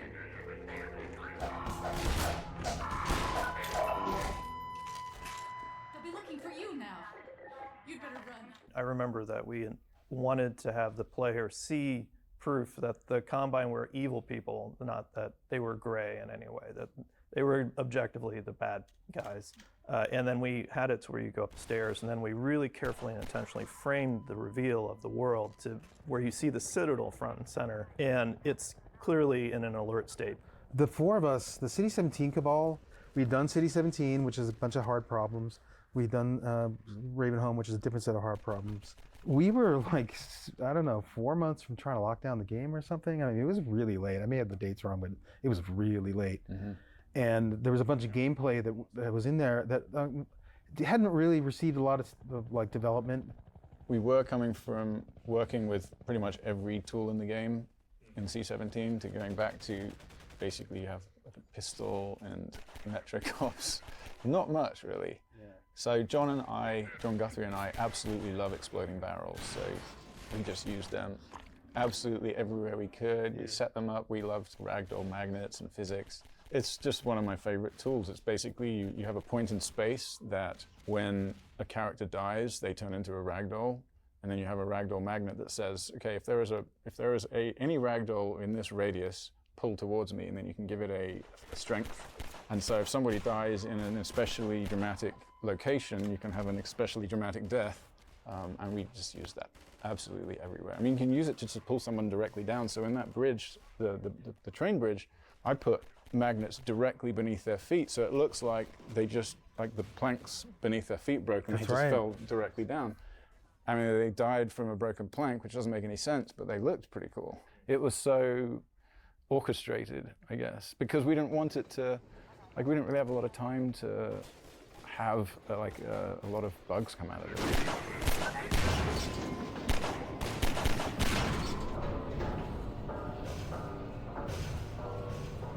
You know, our team was the one that did the Citadel. You know how I said that there was multiple passes on the product over the course of the thing? Well, Citadel had almost no pass. And we were thinking about Street War, and we were like, well, we just had like this incredibly intense, you know, Strider fight. How are we gonna outdo that, especially when we only got a month to do this thing? We then came up with the idea of like, well, what if we made this just be your god, and this is the reward? You've won the game, enjoy. We're gonna like break all the rules and let you be god for a little bit. Picking up, you know, the enemies as ragdolls and throwing them around really came out of that development tool, because you could pick them up and move them around, and people are like, I don't know, that's pretty fun. Why can't we do that in the game? It was either a week or a day. It was incredibly quick. I had every single mechanic of the Citadel mocked up. The Combine ball was actually a very, very heavy watermelon that would bounce around and eventually break up. I had spikes in the wall that you could skewer them on. We had electric fields that you can throw them in. We had the zero-G fields that they would get stuck in. And we had ripping off the machines off the walls. All that stuff all came together within an incredibly short period of time, just a couple days. Very shortly after that, people were like, you know, we were having a real hard time with the AR2's alt fire. So maybe we'll just steal this because it's kind of cool, and we'll bring it earlier in the game. Game development never does this. It never like just materializes out of nothing in that short a time and is just something that everybody's excited and happy about. And it just, it felt really good to be a part of that.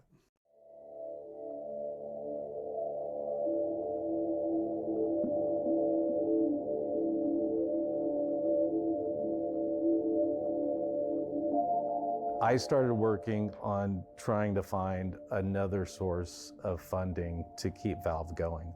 I started working on a deal with a big publisher that was for Counter-Strike 2. So we're right there, ready to sign. We're really kind of running on fumes at that point, and then get a phone call and they're like, yeah, we changed our mind, we're not doing the deal. You know, I remember one conversation with Gabe, which is like, he was like, so how fucked are we?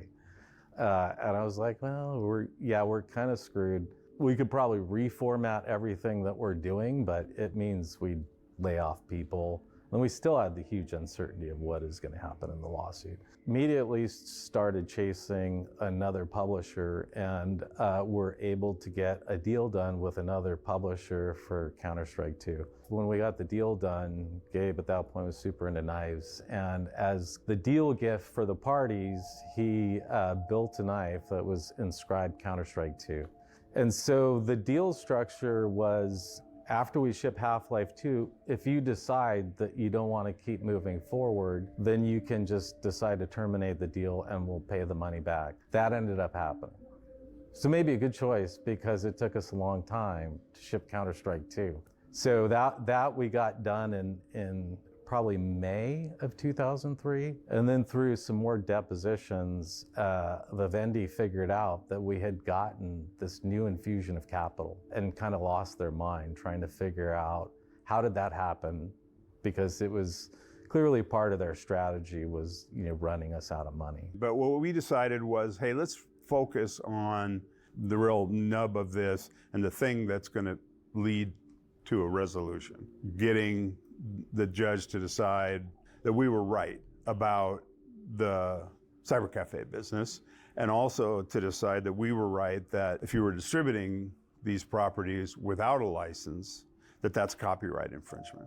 We had asked for the information about what they were doing in Asia, including Korea, and they, I think, to try to make our lives more difficult, produced a big chunk of documents in Korean, that were in Korean.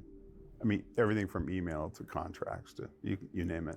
And one of the things they were doing is just dumping huge amounts of discovery on it to force us to go and just have somebody go and look through it. It's like, oh, look, they ordered sandwiches again, right? It has nothing to do with the lawsuit. It's just an attempt to overwhelm us with tens of millions of pages of documents on the assumption that there's nothing in it that will be particularly problematic for their case.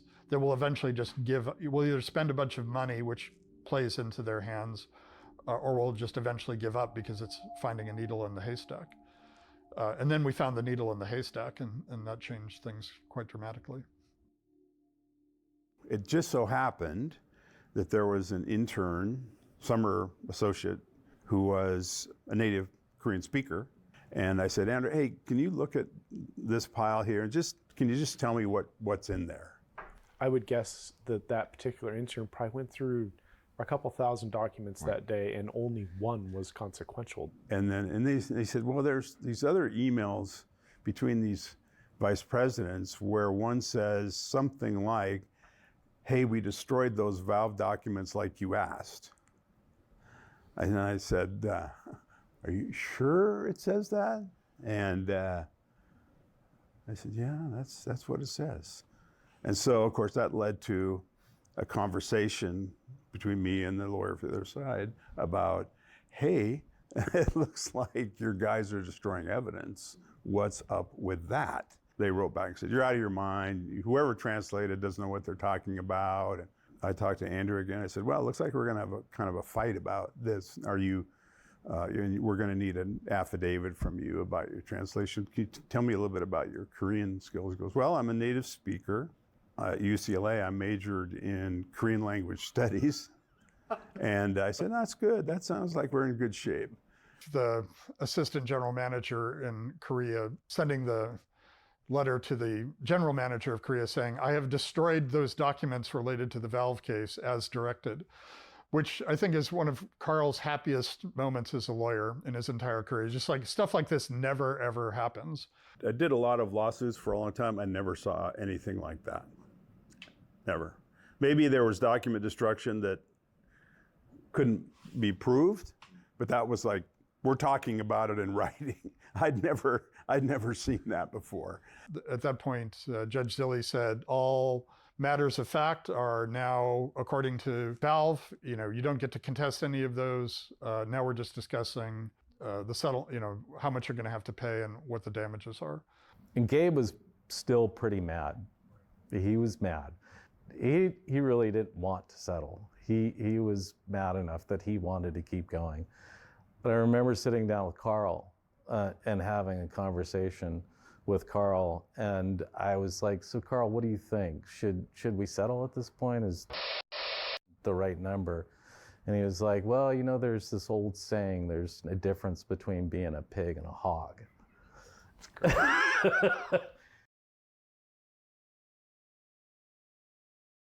Carl was done with the deposition, and that was the only question I asked him to ask that particular witness was, is Half-Life 2 being replicated and shipped to retailers? He said yes. And the relief was, hey, no matter what, at least the game's going to get out to people, which is kind of that's a pretty unusual way to find out from your publisher that they're shipping your game to retail.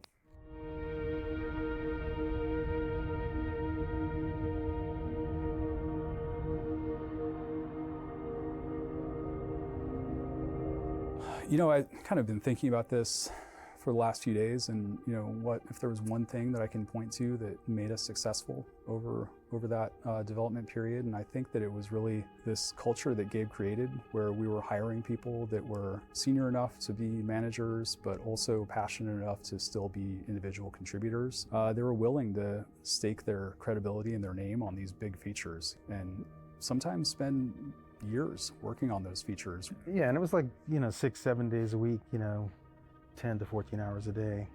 It wasn't always, I would say, a good 18 months at least, but a lot of good memories though. I mean, everyone in that room has such great sense of humor. Like we knew each other's sense of humor, we trusted each other, we respected each other enough that like we could rib each other without, you know, like stepping on each other's toes and stuff, and it just worked pretty well. It was just bigger, more pressure, but and I think that seriousness in some ways, there's still humor, but that seriousness kind of infuses into the game. You feel it's a heavier game. It's the most cohesive product feeling I can think of at scale that we've done as a company. The whole company was just aligned and got it done.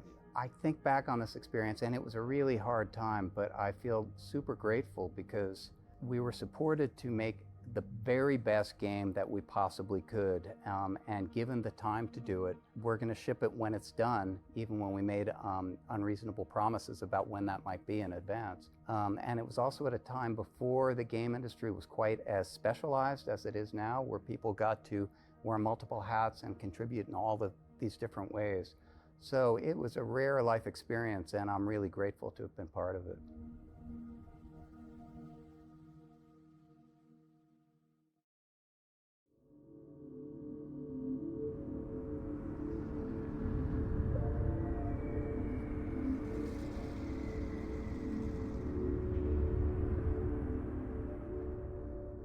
Yeah, man, part of the fallout of Half-Life 2 shipping was the realization that we can't do 6-year-long bet the whole company bets over and over again, and if we get it wrong one time, we're a big crater in the ground, as Gabe would say. And so we started to think about episodic releases. The first idea when they pitched it to us, like, we're going to do this episode of content, we'll do one every how much? 12 months? Yeah, we were going to have like alternating teams coming out every year and a half, something like that. Yeah. So I was like, yeah, this is neat.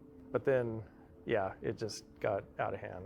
So when they decided to start playing with episodic content, the promise for me that I felt was we can build smaller pieces, denser pieces faster, and we know what we're doing. We're going to be really good at this. So a lot of it was like, you know, do more with less, like keep a bunch of the existing stuff and retweak it to make some new interesting scenario. Like probably the biggest real new thing for episode 1 as far as technology was just having Alex with you throughout the entire thing and having her behave in a way that was believable and fun. You know, she's with you for a few distinct parts in Half-Life 2, but they're always pretty heavily scripted and not really in combat. Having her there and able to actually be a useful companion, so there's a lot of little tricks that we did to try to make that as fun as possible for players. She doesn't have supernatural knowledge. She's not like just finding things without you lighting them up.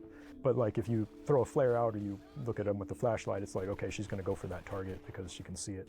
We were like cranking on that, and it took forever. Like we were not just partying, hanging out.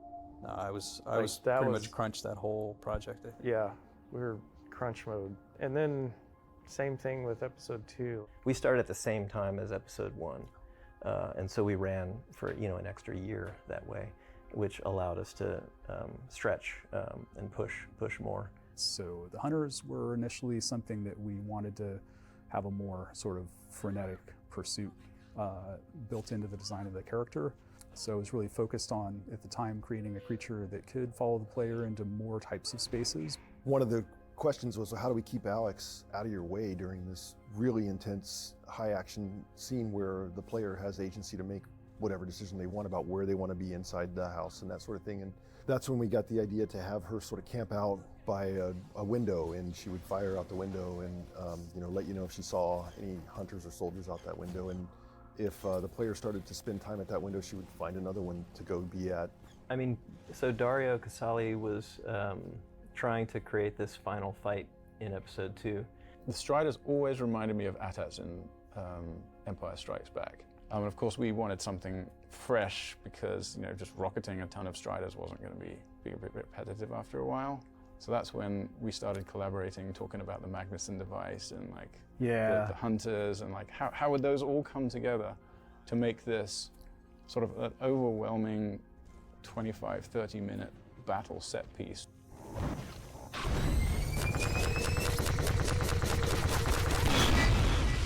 The citizens and the hunters, and to a lesser extent the Strider, are all secretly in cahoots to create this tension, because what we always wanted was gotten the Magnuson device on the last guy. Are you going to be able to shoot it?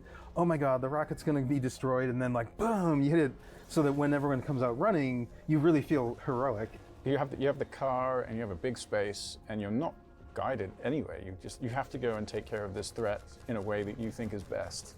I think it pays off. It makes the player feel like, I did this myself. I wasn't guided by a level designer at all, because we give them so many options, right? We have, you can kill the hunters with driving the car into them. You can pick up a log and throw at them. You can pick up a Magnuson device and throw it too soon, and they'll shoot it down. You have to learn, oh yeah, I have to kill the hunters first. You can use rockets to kill the hunters. You have options, and you have time and you have space, but we dial the tension and the pacing up pretty slowly over time.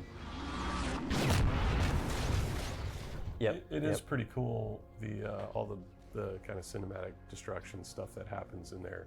It was so hideously faked, because basically we would send a Strider who would do that sort of the low scuttling run, and he would just sit there and wait, just staring at this building until the player could see the Strider plus the building. It's framed up he would correctly. literally sit there forever. But we dial the tension and the pacing up pretty slowly over time. The playtests we like the most is when the Strider's, he's getting ready to shoot the rocket, and then the last Magnuson device goes off, and then he's done.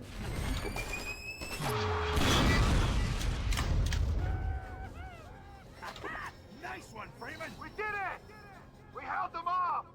People were failing left and right, and the team was calling for the map to be cut. Wow, I took a lot of heat for that. And both of us did. Yeah, we had to see it through. We were going to do an arc of 3, of course, because that's just how you think of stories in those terms. And then you want the high point to come at the end of the second one. And Gabe at one point saying, "Who's the important character you're going to kill?" I'm like, Lamar is going down. This is going to be it. I want episode 2 to end with Lamar floating into space, and everyone cries. And Gabe's like, "That's not good enough." The episodes were, a lot of that was an experiment on what's the right amount of episode. Episode 2 was longer than episode 1 and bigger, and people liked that better. But it also took longer. It took longer to make, and people didn't like it as much as they liked Half-Life or Half-Life 2 kind of scope, right? Yeah. So by saying episode, are we solving a lot of problems here, or are we just making a sideways trade-off? I think that's maybe the way I felt about it. Even into episode 3, I still don't know what that would have been if we'd built it, because it hadn't been built. That was the feeling of excitement of something I can't even imagine is going to happen as a team. I was not imposing a top-down, this is what we must do to tell our very important tale. It's more oh, we have new features? How do we use, what kind of story can we do with these now? Well, I worked on episode 3, and I was working on this gun called the ice gun that basically let you create amorphous shapes out of ice. So you could raise a little ice wall in front of yourself. It would be attached to the floor, and then the Combine soldiers could shoot holes in it, and it would shatter and break kind of like glass, I guess. So that was the primary mode of you could build ledges for yourself to get down cliff faces. It had another mode that was like a kind of like a Silver Surfer mode where you would extrude the ice in front of yourself and then run along it and use it to cross gaps, go over chasms and things like that. What else do we have? It was set in the Arctic because it was centered around Borealis. I remember the little blobby, squishy. Oh yeah. Brian was guys, working on the blobs. So we had the iso surfaces that we ended up using in Portal for the paint. So we had that as an enemy. It was a blob enemy, and it could change its shape, and you could choreograph its shapes with some content tools. And then it could also split into little hoppy blobs that could, they were almost like little head crabby things, but they were little splats that would hop around. And we were doing all kinds of stuff with that. It could pass through grates. You could get more gameplay out of something where you had maybe a couple of creatures with simpler behaviors. Oh yeah. And then you would spend time combining them with other game mechanics. Story was never the boss of anything. It was always we worked on a peer-to-peer thing. We were all gonna, what can we do? What do you think would be cool? It was still a collection of playable levels in no particular order, and a collection of story beats and story concepts. And we were still probably another 6 months we would have had a critical mass of mechanics, and then start putting them in a timeline. I think probably a year and a half easily, depending on how ambitious we got. Could have been, 2.5 more years. Yeah. Probably. It's hard to be a lot less than 2 years. Yeah, I think we were 6 months in on it when we moved to Left 4 Dead. I don't know, we were moving at a pretty brisk pace too. I thought that we needed to go much bigger on episode 3 or do something else, because I don't know if this is the right way to describe it, but element fatigue. I think we had really explored a lot of what made sense in the Half-Life universe and setting. Arcane was building the Ravenholm game, and even they were having trouble doing cool new stuff with this tool set. And if those guys can't figure out a bunch of cool stuff to do with this, I think we're running out of fuel. Episode 3 is coming along. It's what's the new big thing here? It's got to be bigger than all the stuff we just did. Even episode 2, and it's oh my god, it just becomes. Are we allowed to cry in this documentary? That's what I want to know.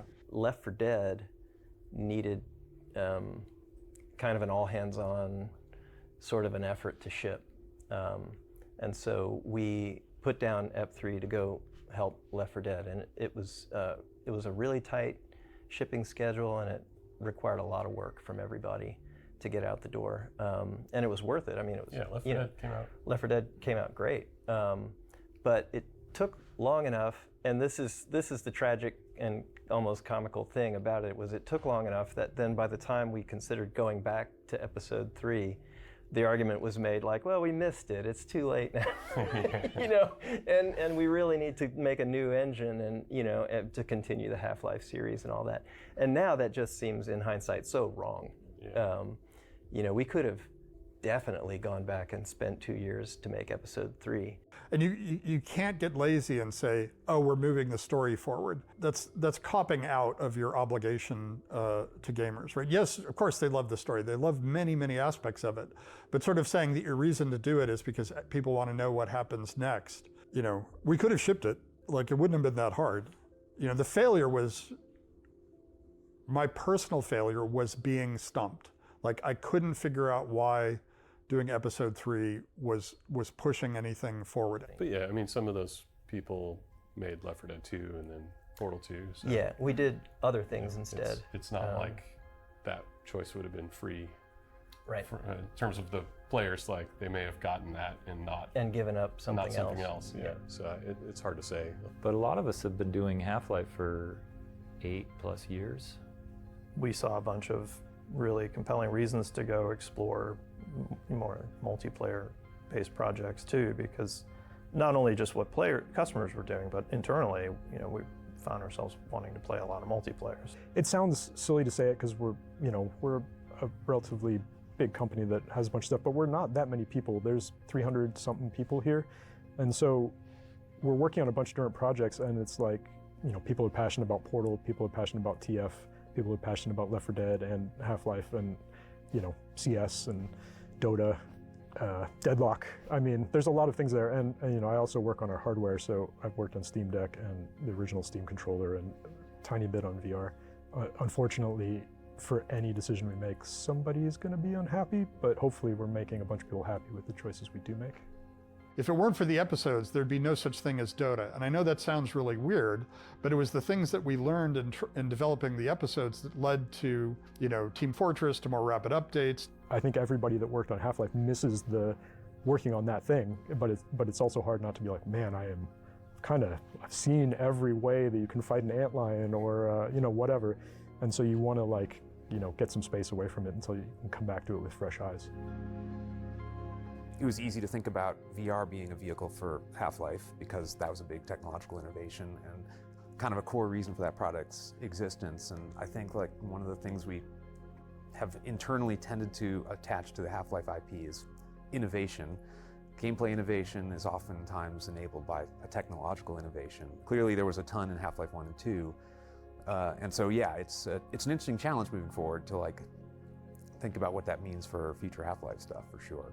The ending of Half-Life Alyx is somewhat a self-critical realization, so that was super satisfying, and all credit to the people who are specifically involved in that decision and those sets of designs. I think that Half-Life represents a tool we have and promises made to customers to capitalize on innovation and opportunities to build game experiences that haven't been involved previously. And I think that there are no shortage of those opportunities facing us as an industry right now.